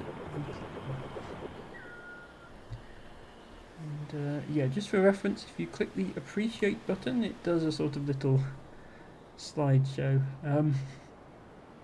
It leaves the whatever tool you had selected when you exited the game, it leaves that tool selected, so it's still drawing wiggly yellow lines in the water.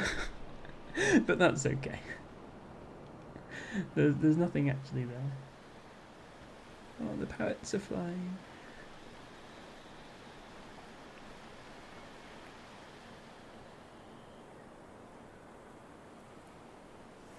The flamingos. Yes. Let's continue.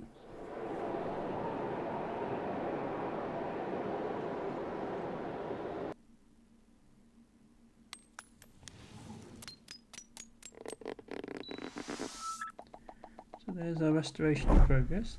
Again, there are 2 areas per region. So you'll notice this is only saying 50% and this is saying 70%. That's because there's another landscape in each region that you can play. But we will move on to the polar landscape next. I'm just going to take a quick break. I know we're not quite at 2 hours yet, but this is a convenient point to break, I think, when we're halfway through the regions. I need to go and get another drink, so just give me 1 sec. You can... oh. Okay, OBS, don't crop the thing off the screen, please. Thank you. You can look at the planet for a bit. I'll be back in just a sec.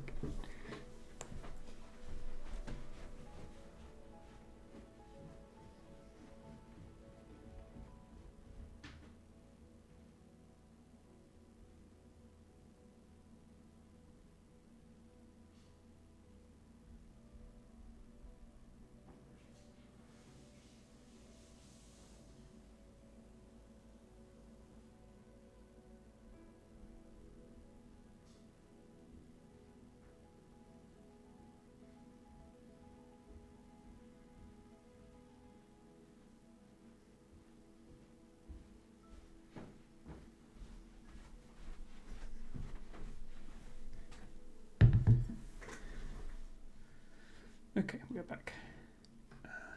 There.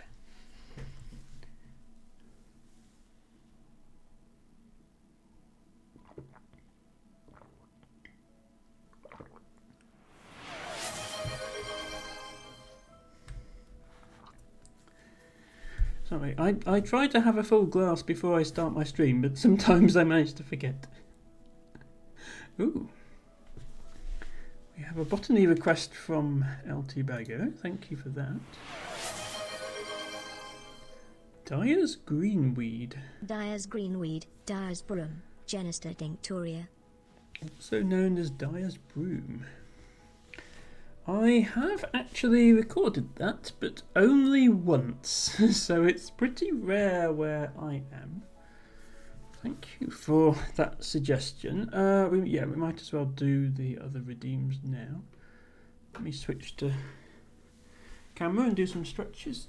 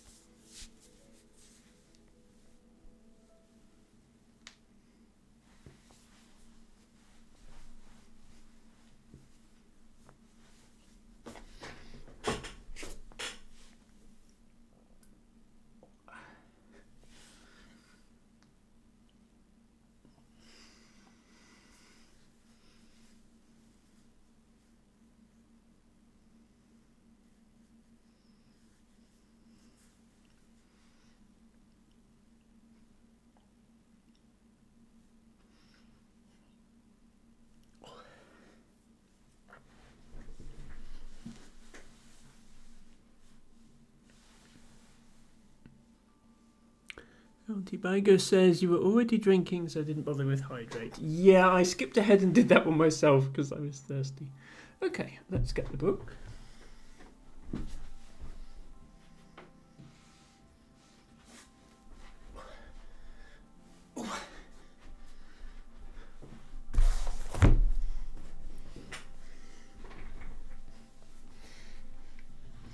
So, Debago has redeemed Read from Botany book.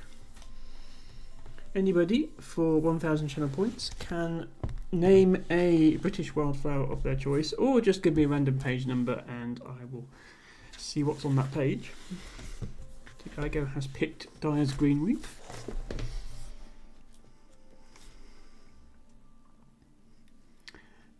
Which is Genista tinctoria, which is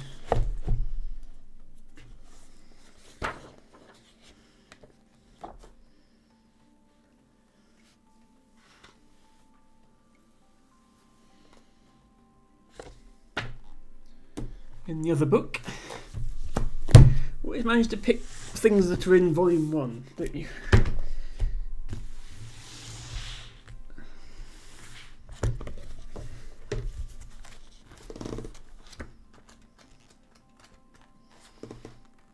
Here we go.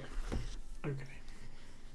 Other book, best book. Yes, but volume 2 is what has the index in it, so, you know, I have to go there first. Right, let's find a picture so you all know what we're dealing with here. Dyer's Greenweed. So, if anybody's familiar with gorse,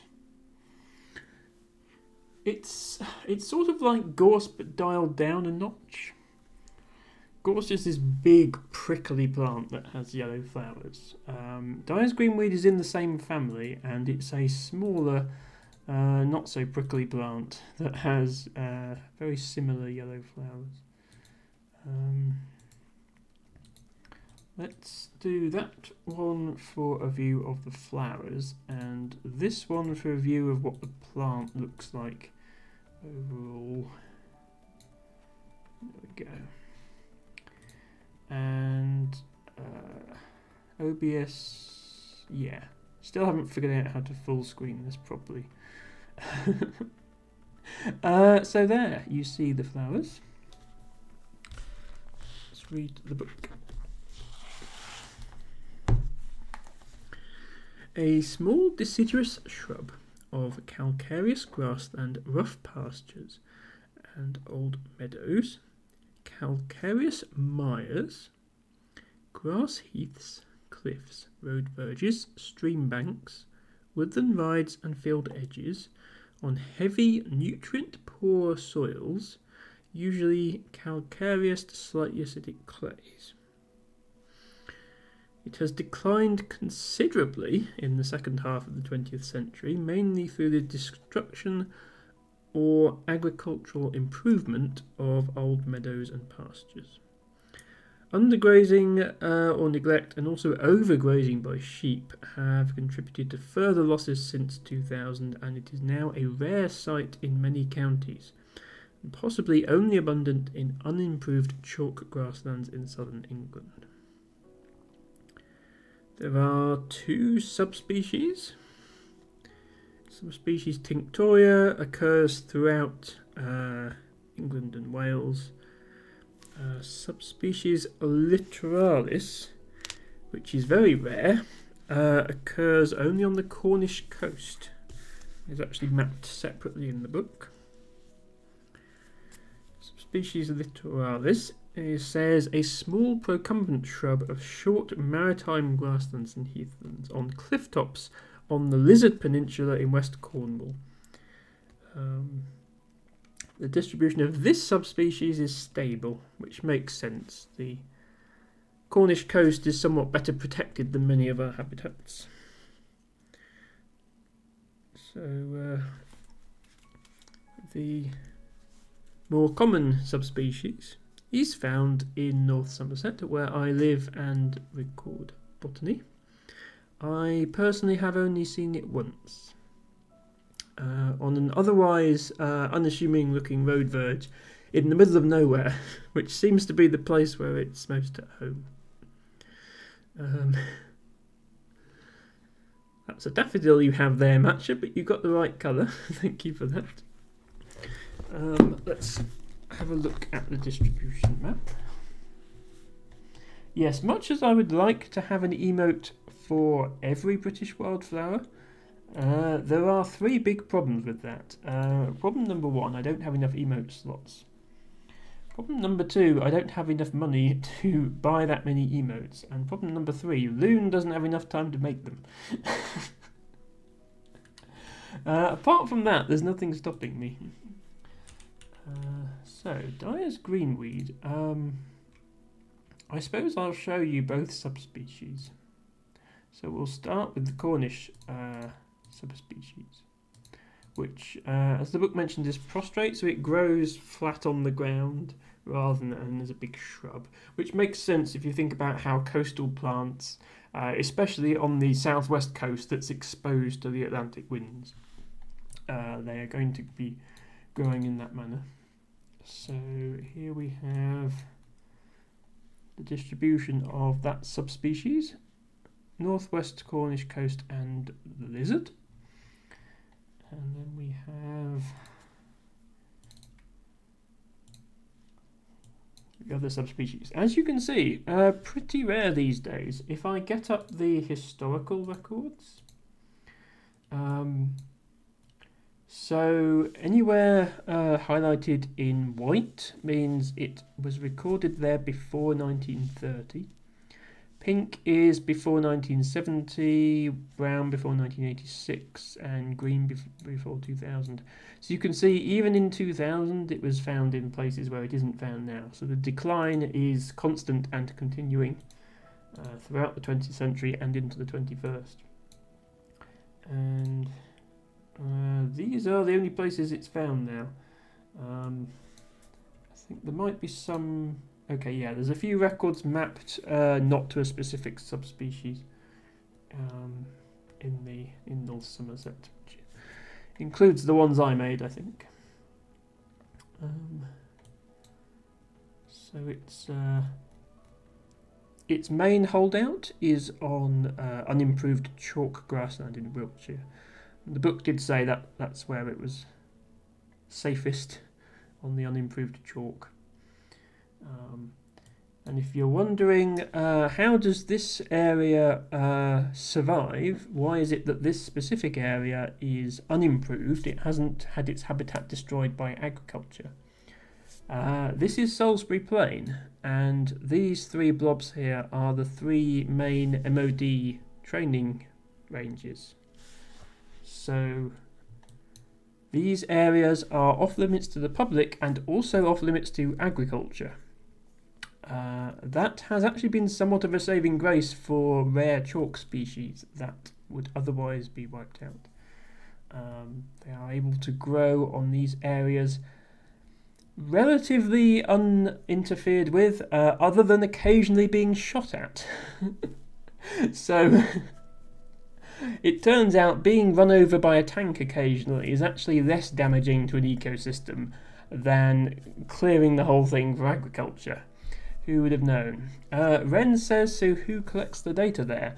And the answer is teams of botanists who have special permission from the MOD to go there, usually working on behalf of Natural England, so it wouldn't be volunteers going there, it would be paid people doing surveys. Also, some of the older records might be from before the ranges were closed, but all these modern ones, I suspect it was a Natural England survey, or, well, yeah, NCC England Field Unit. So, yeah, that is not somewhere the general public can go. It's not somewhere that volunteers like myself can go. North Somerset is relatively free of such land. There is a firing range at Yoxter. So I think just this square here is going to be the only square in North Somerset that I actually cannot go to. But those responsible for Wiltshire have a much larger area that's off limits.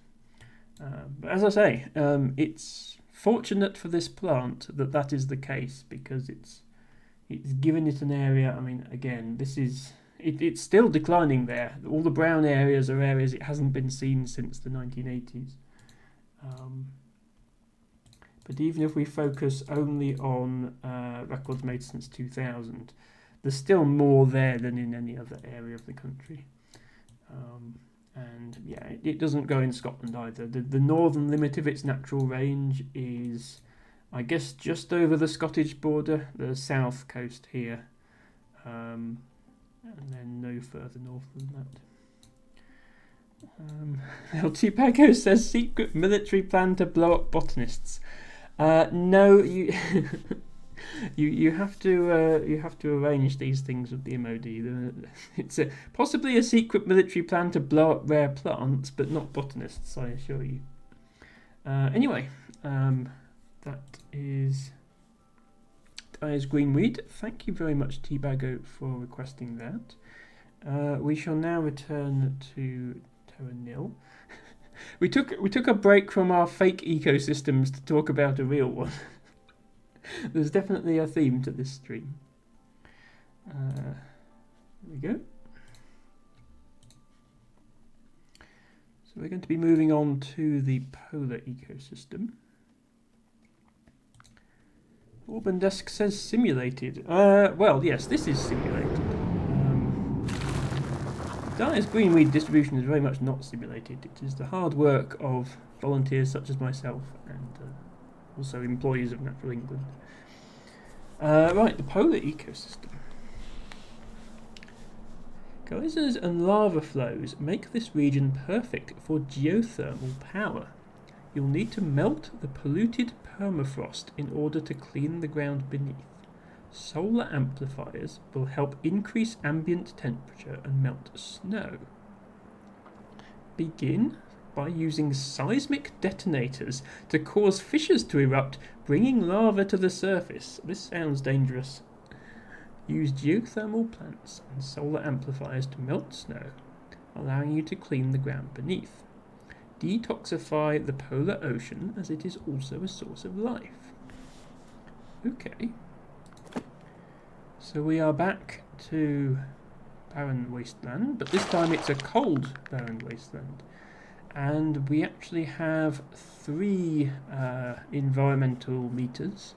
We have the temperature and humidity, and we also have toxicity. So rather than just having toxic and non-toxic land, we actually have an overall toxicity meter as well, which we have to reduce below certain levels in order to get certain things to happen.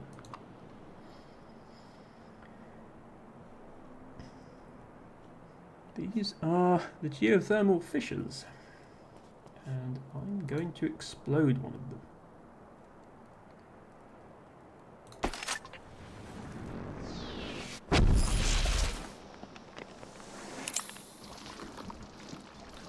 We have lava.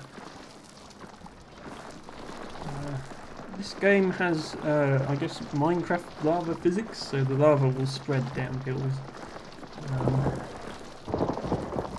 like this. We now have rivers of lava, which are helpful because they are raising the ambient temperature, which is what we need. Debago says thanks for the plants, and Matcha says botany class are over. Yes, botany class are over, but ecology class not over, I guess.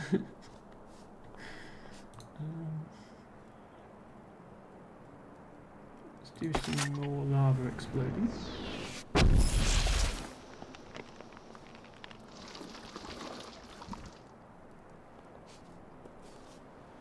So we also have these geothermal plants, which need to be built on top of lava. And we then have our usual scrubbers and irrigators. I would quite like to raise the ambient temperature to melt this polluted permafrost. We need to get it above 0 degrees to do that. So the only ways we have of heating the atmosphere are burning vegetation and creating lava. So we have to create lava in order to melt some snow, in order to put vegetation on that snow, in order to burn the vegetation, in order to increase the atmospheric temperature, in order to create more soil to plant more vegetation. I think I get it. So we'll do a couple more.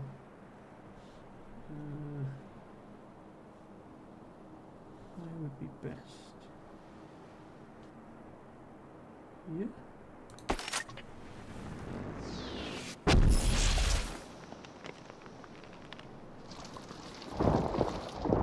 And then probably also. I'll do this here. That should be this line. There we go. Okay.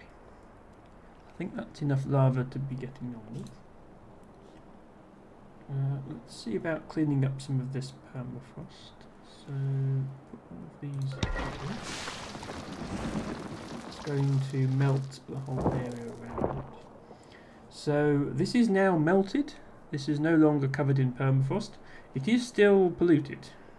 So, in addition to melting it, we also have to apply toxin scrubbers to it.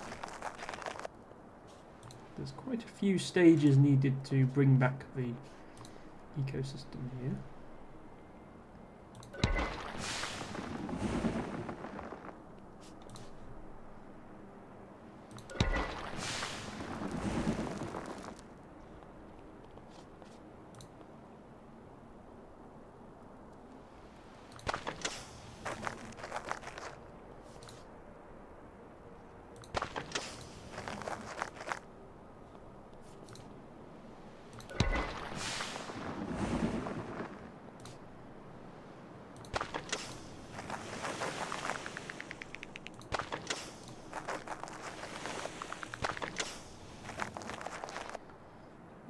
Big area we can start irrigating, and yes, this will result in grass growing directly next to lava, which as you can expect won't go too well for the grass, and it will turn back into ash. We do now have some greenery. That's going to start increasing the humidity.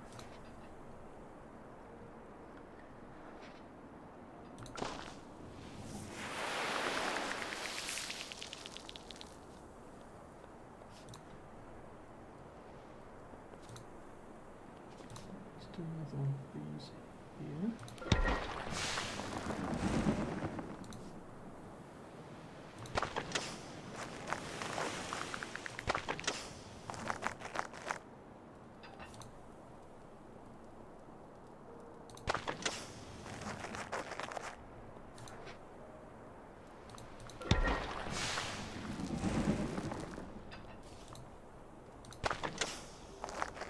Apparently our buildings can go right next to lava, and that's no problem.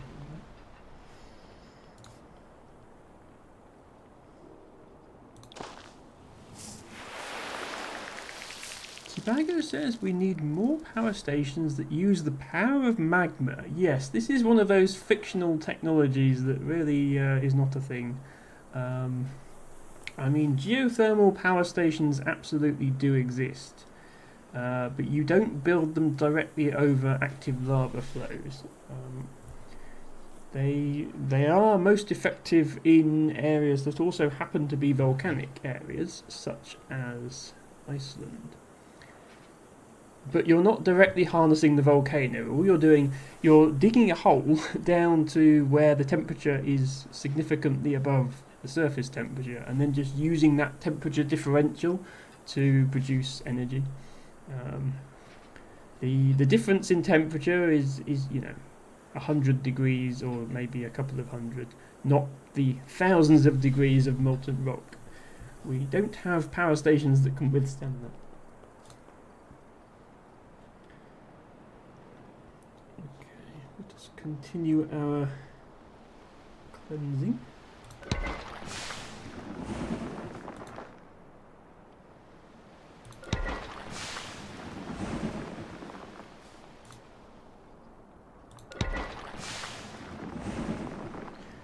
Baggo says, still crazy to me that most of our power is still from boiling water. Boiling water to drive steam turbines is just the most efficient way we know of generating power.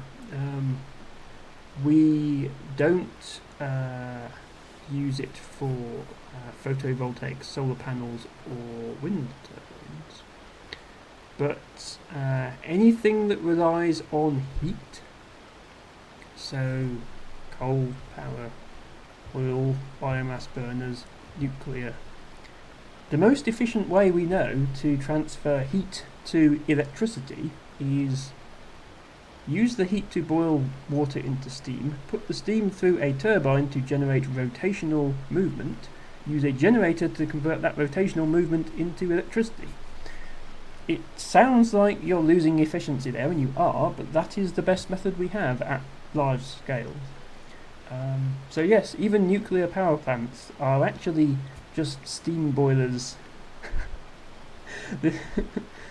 Fundamentally, the mechanics behind a nuclear power plant and like a steam locomotive are the same. It's just that instead of coal, you have uranium producing the heat, and instead of pistons producing rotational movement, you have a modern steam turbine. But yes, it's a good thing water exists. Not only would we not exist as a species without it, but we would have no way to make power.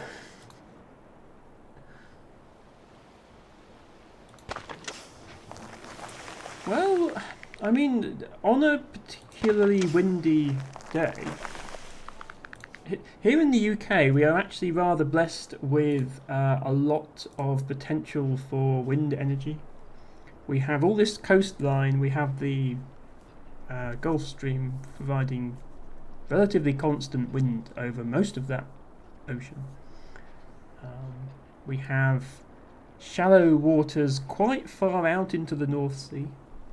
So we've built these huge wind farms, and as I say, on a good day, close to half of the UK's power actually comes from wind, and that's only going to go up because more wind farms are being built. And some of the ones now in the North Sea are enormous. There was actually a day, I think it was in February this year, where only like 2% of our electricity came from fossil fuels. That doesn't mean the rest of it was all wind. There was solar, there was nuclear. But yeah, wind was something like 50 to 60%. And yeah, that doesn't rely on boiling water, because you've skipped the step of turning heat into rotational movement, because the wind is directly rotating the wind turbine. So, in a sense, we have come up with better things, but they require it to be windy or sunny for solar panels. Anyway, there we go. So as soon as you successfully raise the temperature above 0%, you'll see all the remaining snow has melted. And that makes our life a lot easier. We don't have to do the melting stage before we do the toxin cleaning stage. We can skip straight to that stage. So I shall now do that. Sorry, this is this is turning into one of Tofu's science streams, isn't it?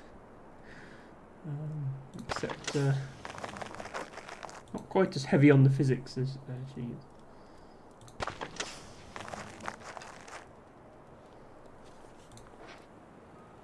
Let's get some greenery going here.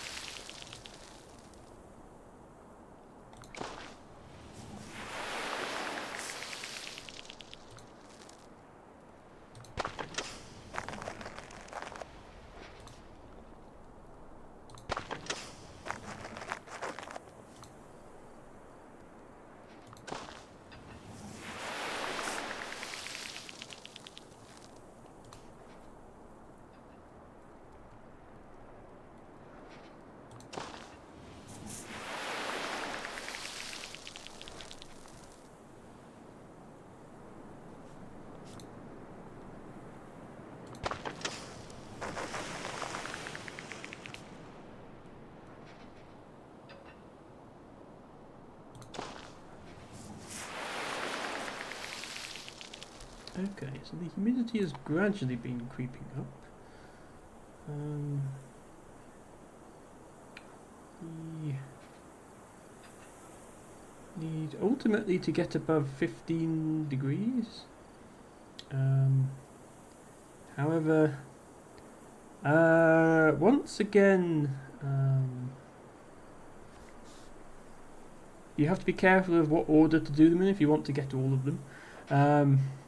To get snowfall and icebergs, you need below freezing temperatures, and to get butterflies and birds, you need above freezing temperatures. So, to think about the order. Tibago says Tofu's batteries could help storing excess energy from renewables. Indeed. So yeah, battery technology is one of those things that has improved tremendously over the last 15 to 20 years. If those of us who remember back in the 90s how terrible battery technology was before lithium-ion arrived on the scene. We've pretty much, I would say, batteries for small portable electronics is a solved problem now, but what we're just starting to figure out is electricity storage at scale for things like, it's sunny in the day and it's only windy sometimes, so rather than relying on a conventional power station where you have a constant baseline load of generation, can we store what we produced from the wind and the sun? And currently one of the best options we have for that is pumped hydro storage. So you build a dam and you run water through turbines in the dam to make hydroelectric power, but you then also you use excess electricity from the grid to pump water back into the reservoir and then run it through again to recapture the energy. But that's horrible environmentally because fish can't use the river anymore. Hello Lady L, thank you so much for raiding with your party of 8 viewers. Welcome in. Hello to Luke Ainsworth as well, joining in on the raid there. Lady L, I hope you had a great stream. Were you streaming Dwarf by any chance? I only say that because Luke Ainsworth was watching you, and I know he's a Dwarf enthusiast. But yes, thank you for doing the shout out, mods. Do go give Lady L a follow. She is an amazing cozy streamer. She streams Dwarf, one of my all-time favourite games. She streams Antechamber, a mind-bending puzzle game. And I'm sure we'll be doing other puzzle games in future. And she also does Mass Effect. So honestly, if you take all my favourite types of stream to watch and roll them all up into one stream, that would describe Lady L. Luke Ainsworth, thanks so much for redeeming a muskmallow as your flower of the day. Yes, I hope you had a good weekend, Lady L. I hope you had a good stream. Sorry, I'm just peeking at what you were streaming. And it was indeed Dwarf, was it? No, hang on. Oh, no, you don't say VODs, do you? You'll have to tell me what it was you were streaming. You have one saved VOD, which was a Dwarf stream from 2 years ago, which made me think you were doing Dwarf.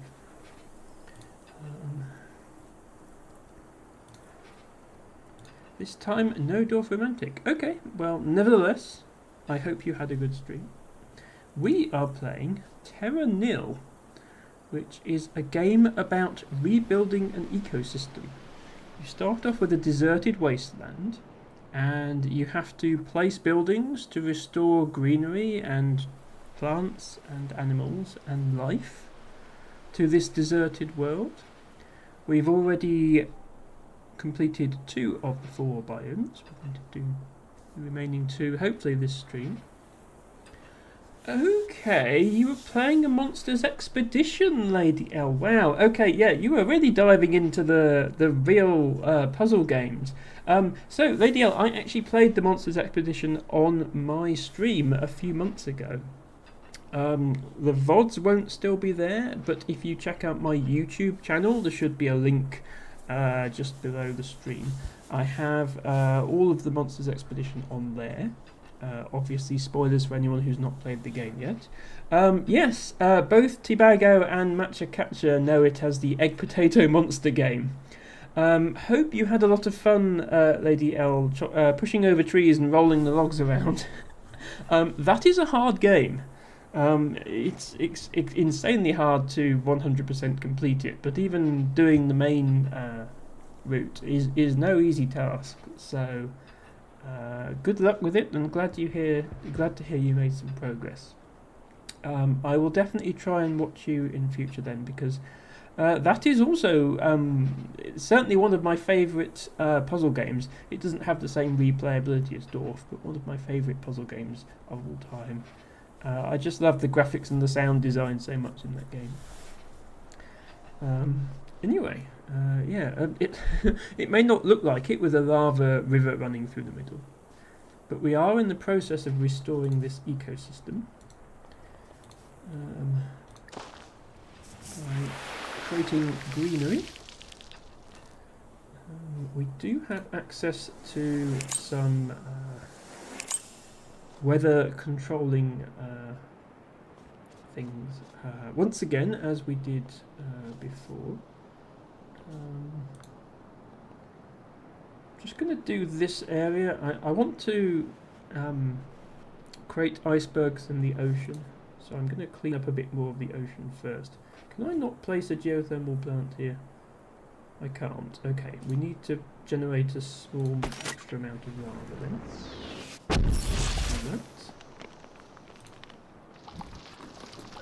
This. Once we have power, we can place toxin scrubbers to start cleaning up both the land and the ocean. That's actually, yes, we've passed the milestone for having detoxified enough land. Next, increase biodiversity by growing tundra on the highlands. Start fires to create ash on which to grow forests. Freeze lava flows to create rock fields to grow lichen, and use monorails to create kelp forests in the ocean.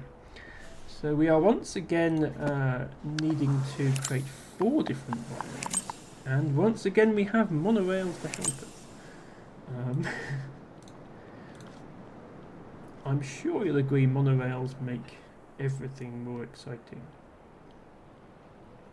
Yes, Tibago is also an enjoyer of Lady L's content.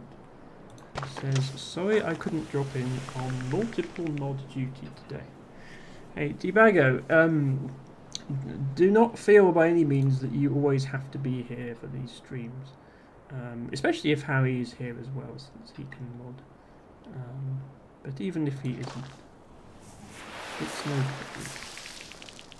My streams are usually quite quiet, although we had quite a lot of bots today, having said that. Always welcome to go and watch some of our friends instead. Okay. There's still a couple of areas we haven't really detoxified, and in the first couple of levels you could sort of leave areas alone and it would be okay, but because we have this global toxicity meter, we do really need to clean up as much as we possibly can.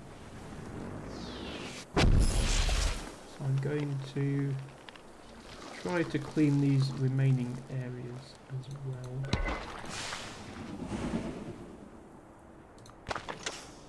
There we go. So we've got fish back now that we've got the toxicity below 15%.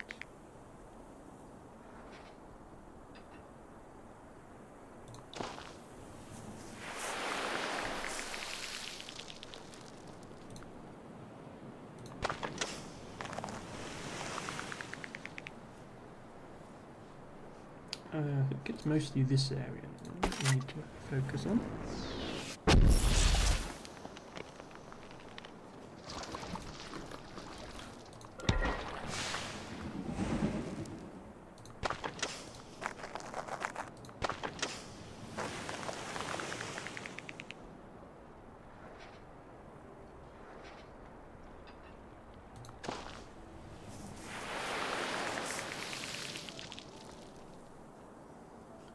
It's down to 8%. If we can get it below 5%, you can't quite see because it's behind my face cam, but it says toxicity below 5% to get the Aurora. And I know what you're thinking. You're thinking, Aurora Borealis?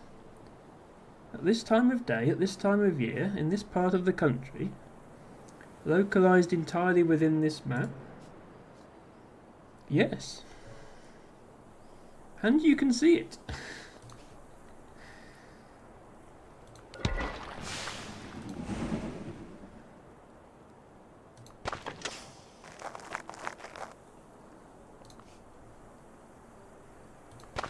But in order to get that, we do really have to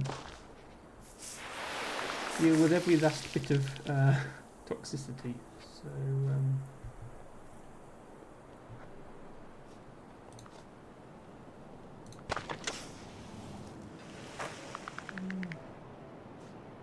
7% now. 6%.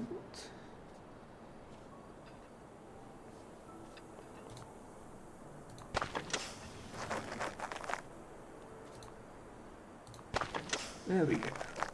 We have unlocked the Aurora. I'm assuming it will show up on screen at some point.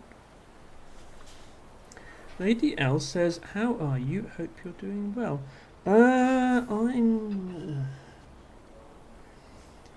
It's probably best to keep the stream positive by not letting me go on a rant about how I am. The stream is going great. We've had a lot of fun playing this little game and cleaning up some ecosystems. Look, there goes the Aurora.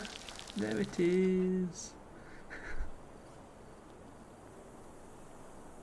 So pretty. And yeah, I think we've pretty much cleaned up as much as we can. I'm going to actually try to reduce the temperature. So we've unlocked more weather controls. We still have cloud seeders to increase humidity and combustors to increase temperature. We also have dehumidifier, pulls water out of the surrounding vegetation and area to lower ambient humidity. And flash freezer freezes surrounding vegetation and liquid to lower atmospheric temperature, can form ice in clean oceans. I want to try and get the temperature below 0 degrees to get icebergs to form, since that's one of our goals. And believe it or not, even putting this directly next to lava will in fact lower the ambient temperature. And if we can get it down to -5, we can get snowfall to begin. Much like rainfall, it's a good thing for snowfall to happen because it will clean any remaining toxicity on the map when the snow melts. So let's see. 6. So it's now cold enough. We need to increase humidity beyond 40% as well. We can use cloud seeders for that. A couple of those should do it, I think. There we go. So we have now triggered snowfall. So the combination of the snowfall and the cold temperature is going to have two effects. Number one, it's going to create snow. But number two, it's going to solidify the lava in these little rivers and create rock with moss. So we have moss forming on boulders, we have fungi in forests, we don't have any forests yet. You can see my resources gradually going up here because all remaining toxins are being removed. So you could play this map just by heating up the atmosphere and just growing vegetation, but doing this extra step of cooling it down first gets you a lot of extra resources and also gets things a lot cleaner. So you can see it hasn't completely frozen over the lava. We still have this big lava lake in the middle, but the little lava channels have frozen over. Well, not frozen. They've solidified. They've turned into rock. Not quite freezing.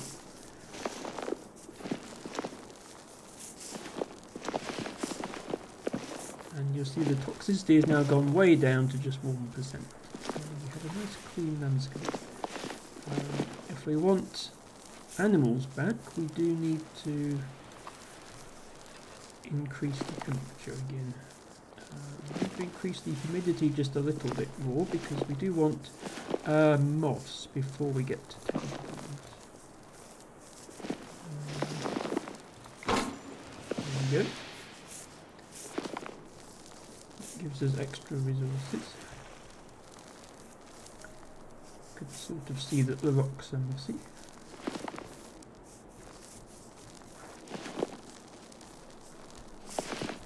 There's a little bit here that isn't quite clean. Let's just take care of that. There we go. We actually have 0% toxicity now. We have cleaned the landscape. But that's not the end of the game. We have to regenerate the biomes now.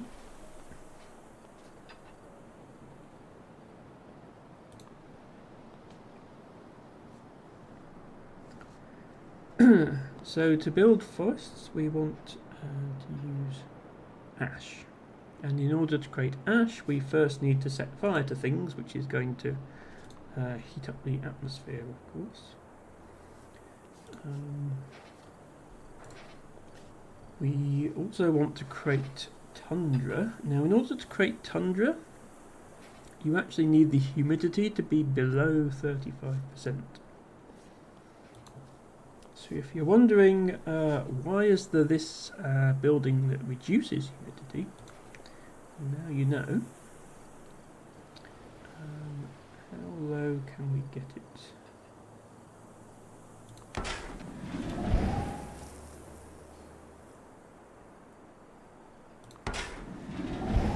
Probably low enough.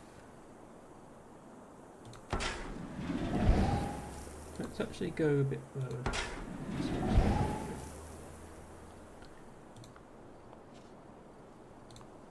So tundra will only grow at sufficiently low humidity and high elevation. It must be built on an irrigator. So we want to build the tundra up here, a higher ground. We actually need to reduce the water slightly further. Just want to bring it into the ideal conditions. And then we'll create some tundra. There we go. So tundra has really, really pretty flowers in its landscape. So here we go. Here's some nice flowers to look at. We do need a little bit more to meet our goal. There we go, that's the tundra goal met. And once again, the tundra right next to the lava gets burnt, but once you're one tile away, it's fine. Lava and tundra are happy to coexist, apparently.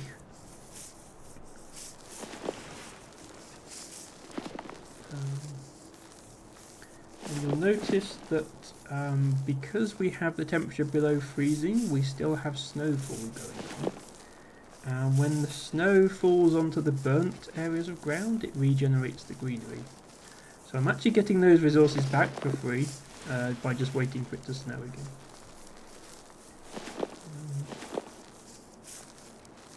So we do have a bunch of other fancy tools which we may or may not need to use. We have another way to make rocks by cooling lava. And we do actually need to make quite a lot of rock this time, because we're not just using rock to build buildings, we're using it to make an entire biome, the lichen biome. So I think I will actually cool this lava. There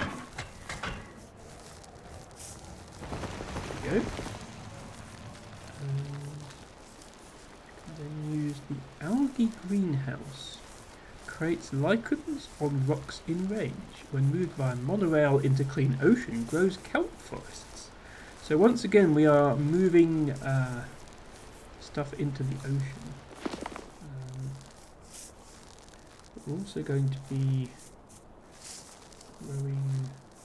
See how best to do this. I think I'm going to make all the rock first.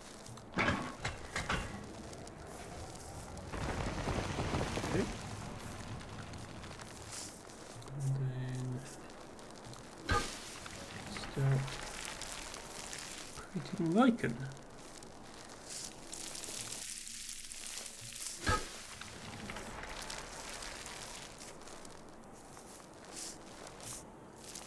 Another area over here we can use.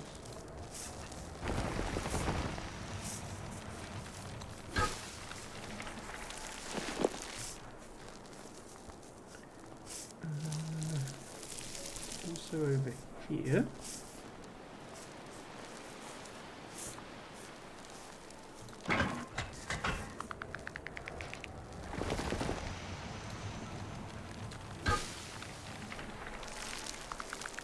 How are we doing? 71%. Okay, we do need to make a little bit more.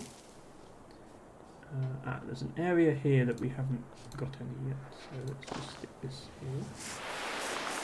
And then make another one. 76.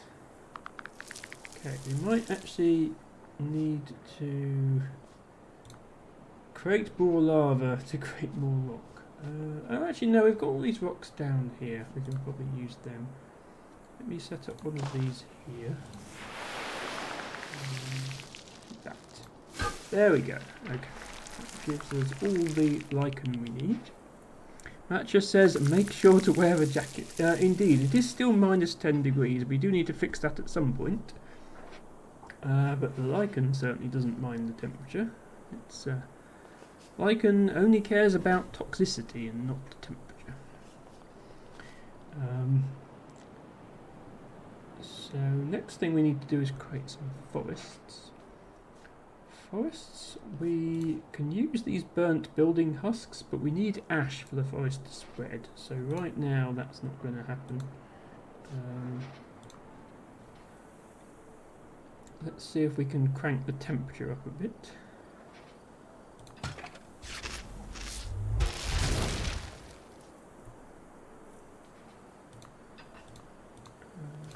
Preferably to above freezing.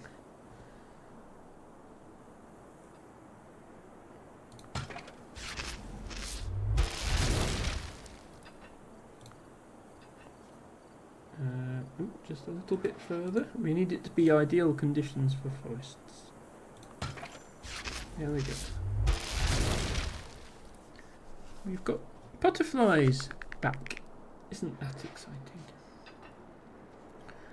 Tobacco says the toxicity of our city. Well, the toxicity is 0 now. We've completely cleaned everything up. We just need to get life back here.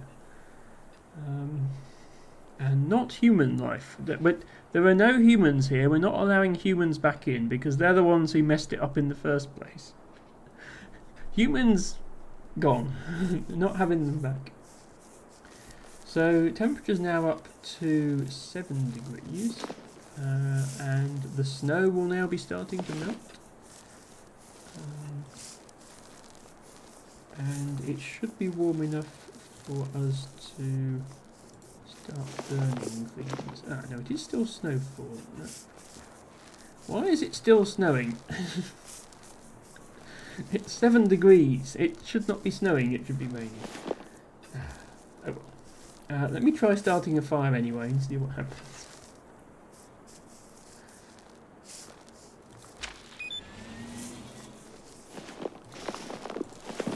Hang on.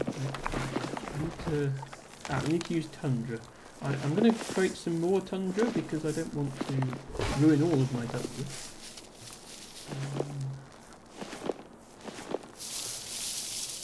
There we go. We need to still have enough tundra for the tundra biome left at the end of this. So.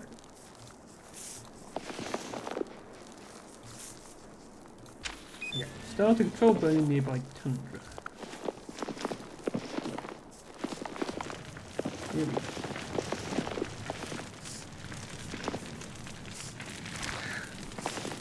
At least somebody got the reference. Yes, Tibago. Emma does not get references. Unfortunately, this is just a property of the Emma. Right.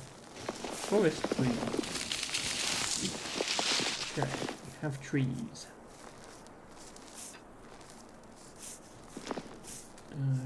Can we get some more trees? I really need it to stop snowing because the snow is limiting how much forest I can grow. Let me just raise the temperature a bit more. 15 degrees. That feels like that's warm enough that it shouldn't be snowing. Okay, well we have the birds back, that's good news. The only thing we don't have is ivy.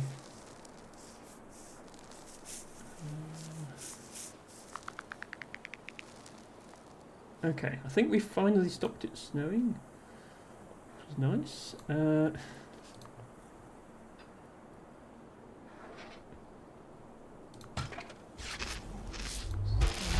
Let's do another controlled burn.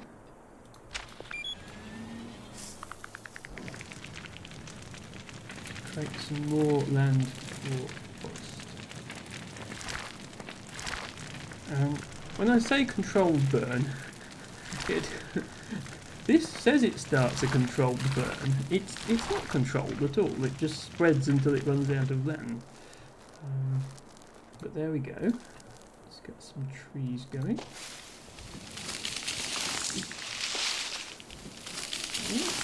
That is now sufficient forest. We did lose some tundra in the process of that, so I'll probably need to fix that.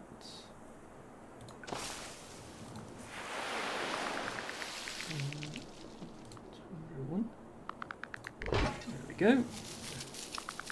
Casual rainbow line. This is the aurora that's going to be constantly passing through our screen now for the rest of the level. So the only thing we don't have now is the kelp forests. So we use the same building as we did for lichen. I'll put a couple of those down near the coast, and then we get to use our friend the monorail system once again, which will be fun. We do need to avoid the icebergs.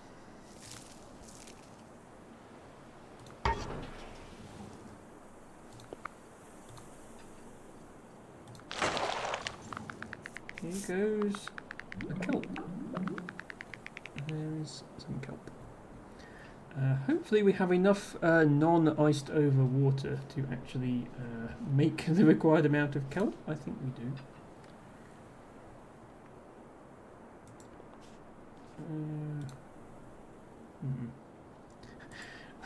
I don't have a rock over here to build a monorail on. I'm going to have to explode this fissure to make lava to make rock.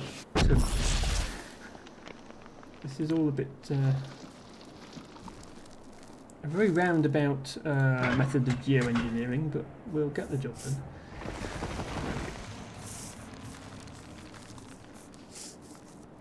Then we need the monorail node.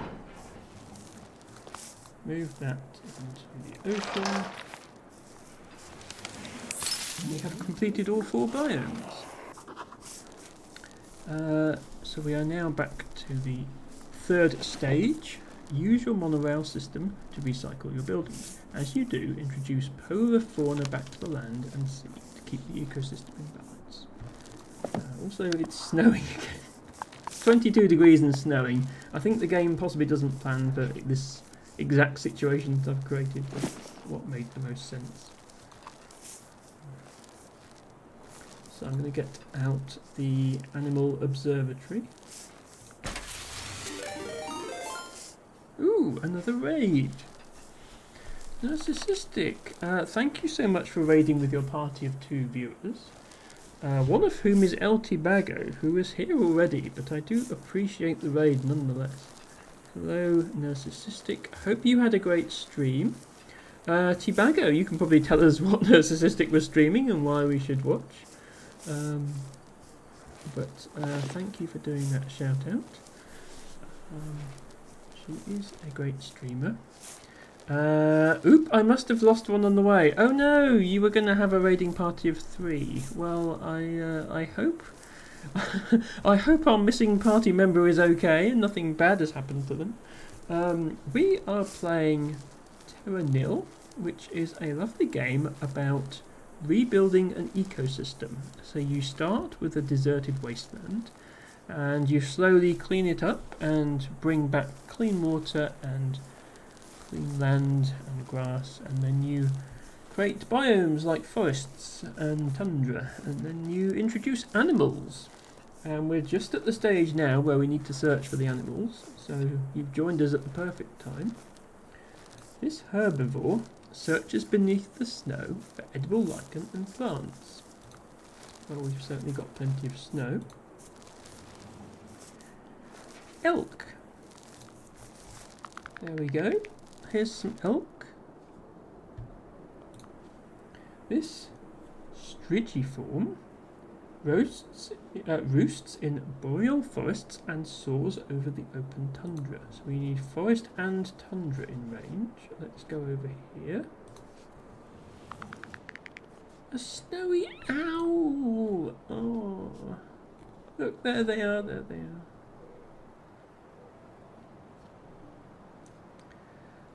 Tibago says, we ate olives, cleaned boats, fished, and Sissy has legs now. Presumably in reference to Narcissistic's stream. That does sound like a great time, Tibago. I'm still none the wiser as to what game you were playing, but that sounds like a great time. This vulpine predator is camouflaged in the snow and prowls the tundra plains. So we want tundra and we want snow. Okay. Try over here. Arctic fox. Yes. Bright white snowy fur to camouflage it in the snow would be completely useless in the UK because it never snows here anymore. This tusk-bearing whale swims in cold ocean waters and under the ice. Okay.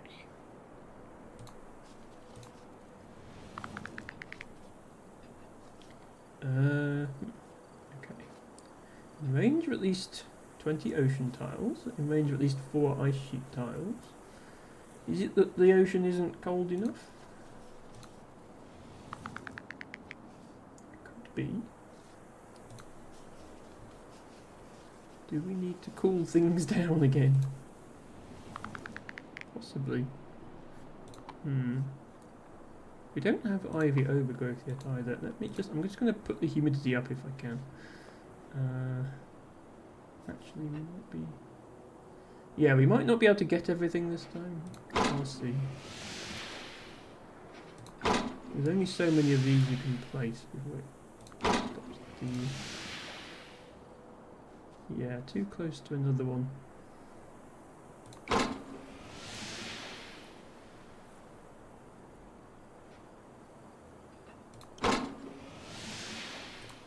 It would be nice to 100% everything, but it's not mandatory. Okay, there we go. Ivy overgrowth. I think then I can reduce the temperature again now and it won't ruin anything. So let's try that.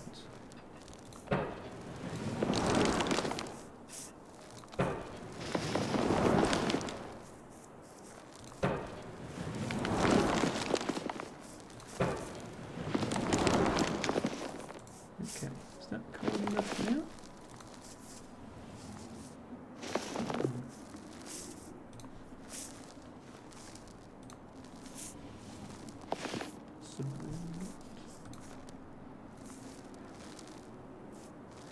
Yeah, the problem is it doesn't tell you what the objectives are until you meet them. Narcissistic says Disney Magic Kingdoms, then Vampire Survivors, then Power Wash Simulator. Okay, are the games that you were playing today. That's quite the variety. Ubago says I was trying to remember what the first game was, and Narcissistic says it's the graphics on this are so pretty. They are. I do like them.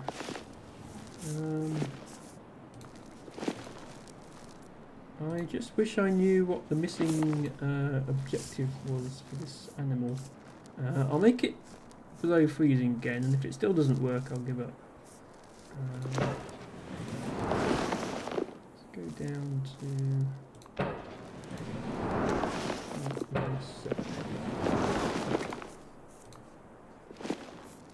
Okay. Requirement partially met, sufficiently low temperature. Okay, we need to go even colder.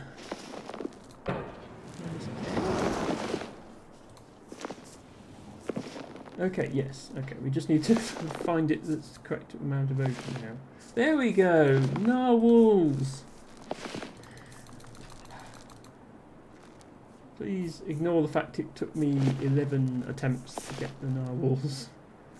We have unlocked narwhals. We can't see them because they're under the ice, but they're down there somewhere. Also, sorry, yes, thank you so much, Tibago, for gifting a subscription to Narcissistic. That's incredibly generous of you. Sorry, I was distracted by my hunt for narwhals, but we got there. From its home on the ice, this flightless bird takes to its ocean in search of fish. Izzy and or Liari, I don't know if either of you are still lurking. But we've just found penguins.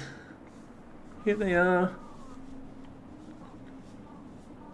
Penguins.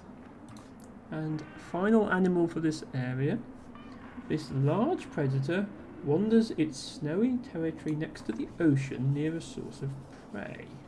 So we need snow, we need ocean, and we need a prey. Probably the elk again. So let's... Yeah, okay. So there's not elk there because there's not enough lichen. There'd be elk here though. And then... This is by the ocean. That's definitely near a source of prey. Once again, it's a bit of a guesswork as to what the game wants from you. Oh, I never put lichen on this rock. That's fine. Sorry, I'm an idiot. Oh, it's too humid to grow. No, it's too humid to grow tundra. We can still grow lichen. Okay.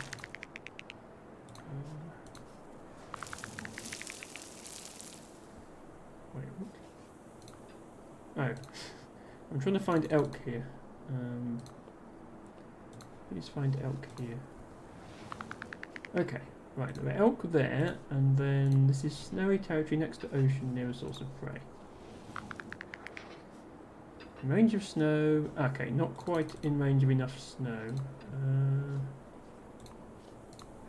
Here? Not in range of enough snow. There's quite a lot of snow here. There we go. Okay. Sometimes it's a little bit fussy. Polar bears! We have found all 6 animals in this biome.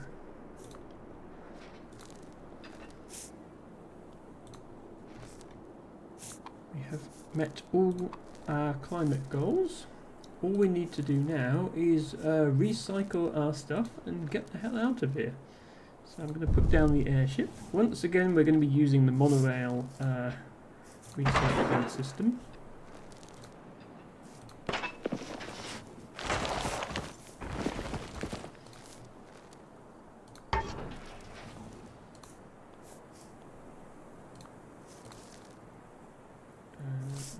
Slightly further. Fortunately, on this map it's quite easy to build your monorail network because you have all these rocks everywhere. We do still have the rock hopper if we need to. We need to use it. But we probably don't.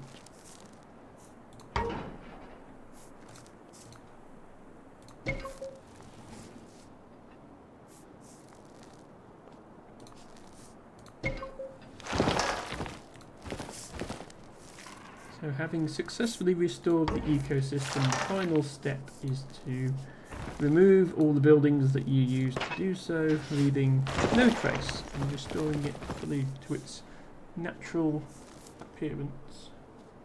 That is what we are hoping to do here.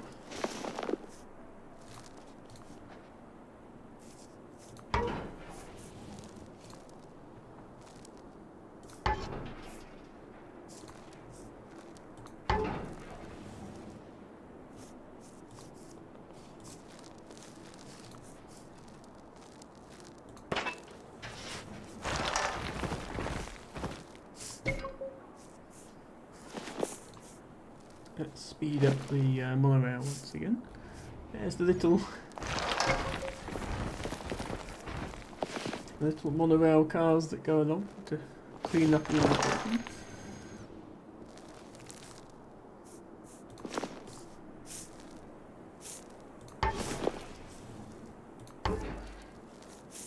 What am I be zooming? Yeah, there's a speed control up here. I put it up to maximum, just so we're not waiting around. We do need to go up here and deal with this stuff.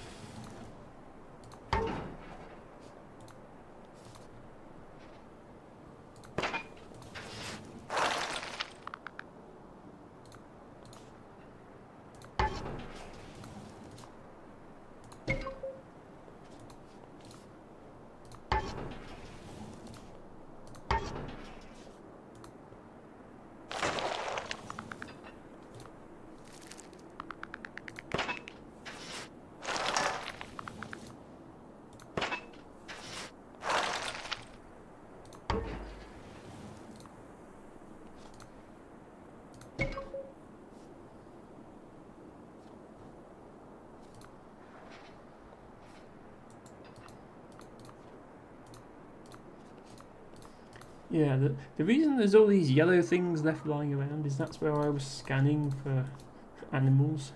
There doesn't seem to be a way to delete them after you've done them. The map sort of gets left with random yellow grids over it, but that's okay.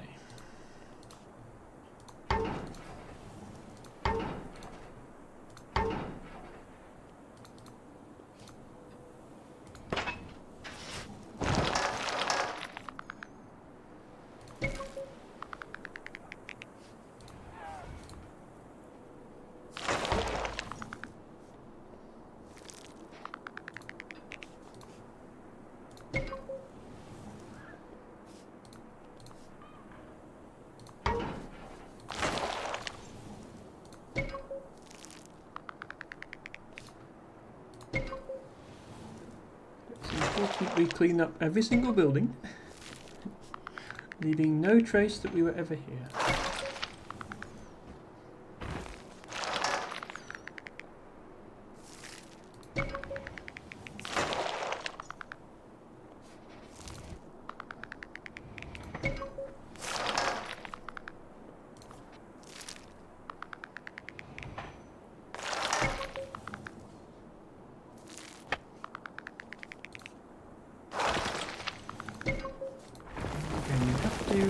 You have to be careful here, because if you accidentally delete a monorail node that isn't the last one in the chain, like if I deleted this one, I then wouldn't be able to delete this one because the little monorail car wouldn't be able to get there. So you have to make sure you do them in the right order. And hopefully I haven't forgotten any buildings. Otherwise I've got to go back over there. I think I actually did them all this time, which is good.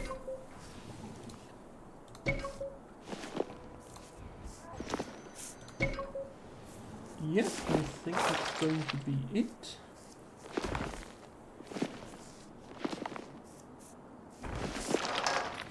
There we go. So, no trace that we were ever here except for these suspicious sort of long, thin chains of rocks which are there because we caused a lava flow by blowing up some unstable rocks. Also, it's still -9 degrees. We never did heat up the landscape again, but I'm sure it'll be fine. Let us depart in our airship.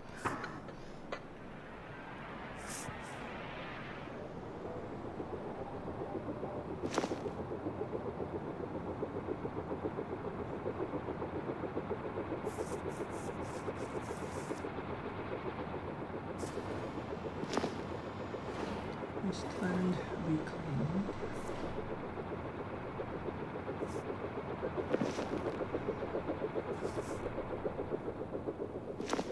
Elks.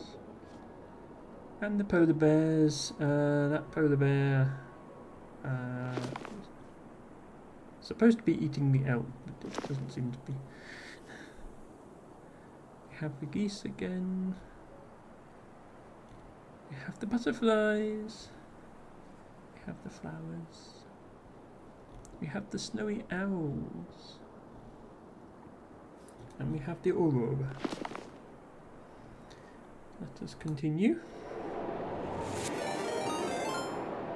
And thank you very much for the follow. I do have anonymous follows on, but that is much appreciated. So that's 3 out of the 4 biomes. Once again, there is a second level in that biome, which is why it's only showing 70% complete. So there's only one more area left, the continental biome. I would normally stream for 4 hours, but I do need to cut things off a little early tonight, and I don't think I'm going to have time to do another whole biome. So we're going to end there. However, next bonus stream we will continue with this game. I will definitely do the 4th biome, and I may also go back and redo, well not redo, but I'll go back and do the additional levels in the other biomes if people are enjoying this game, so that we can properly 100% it. So yeah, we have that to look forward to next time. Don't know yet exactly when the next bonus stream will be. It's going to be weather dependent because if it's a nice day, I'll be doing botany, and at the weekend I already have scheduled streams when I'll be doing The Witness and Spiritfarer. Debago says thanks for the stream, was very cozy. Alex says thank you so much, wonderful as always. Okay, sounds like people liked this game. We will leave it there. Thank you once again to everybody who followed, and to LT Bago for gifting a sub to Narcissistic, who deserves thanks for the raid, as does Lady L. And not forgetting, of course, the 200 bits from LT Bago. Thank you so much for those. Thanks for letting me drop in. I mean, I suppose I could turn off raids, but why would I do that? We have such wonderful streamers who join in our community. So I'm going to look for somebody to raid now. As always, if anyone has any suggestions for raids, do let me know. Looks like several of our friends are on right now.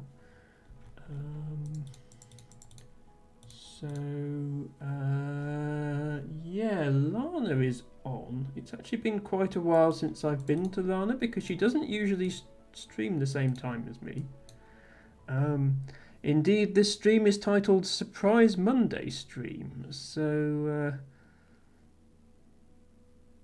yeah. Having said that, is she about to end?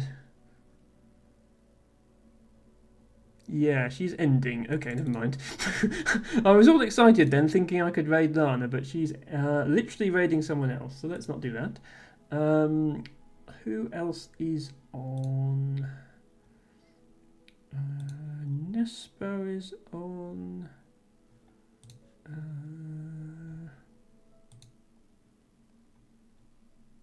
Yeah, we could go to Nespa.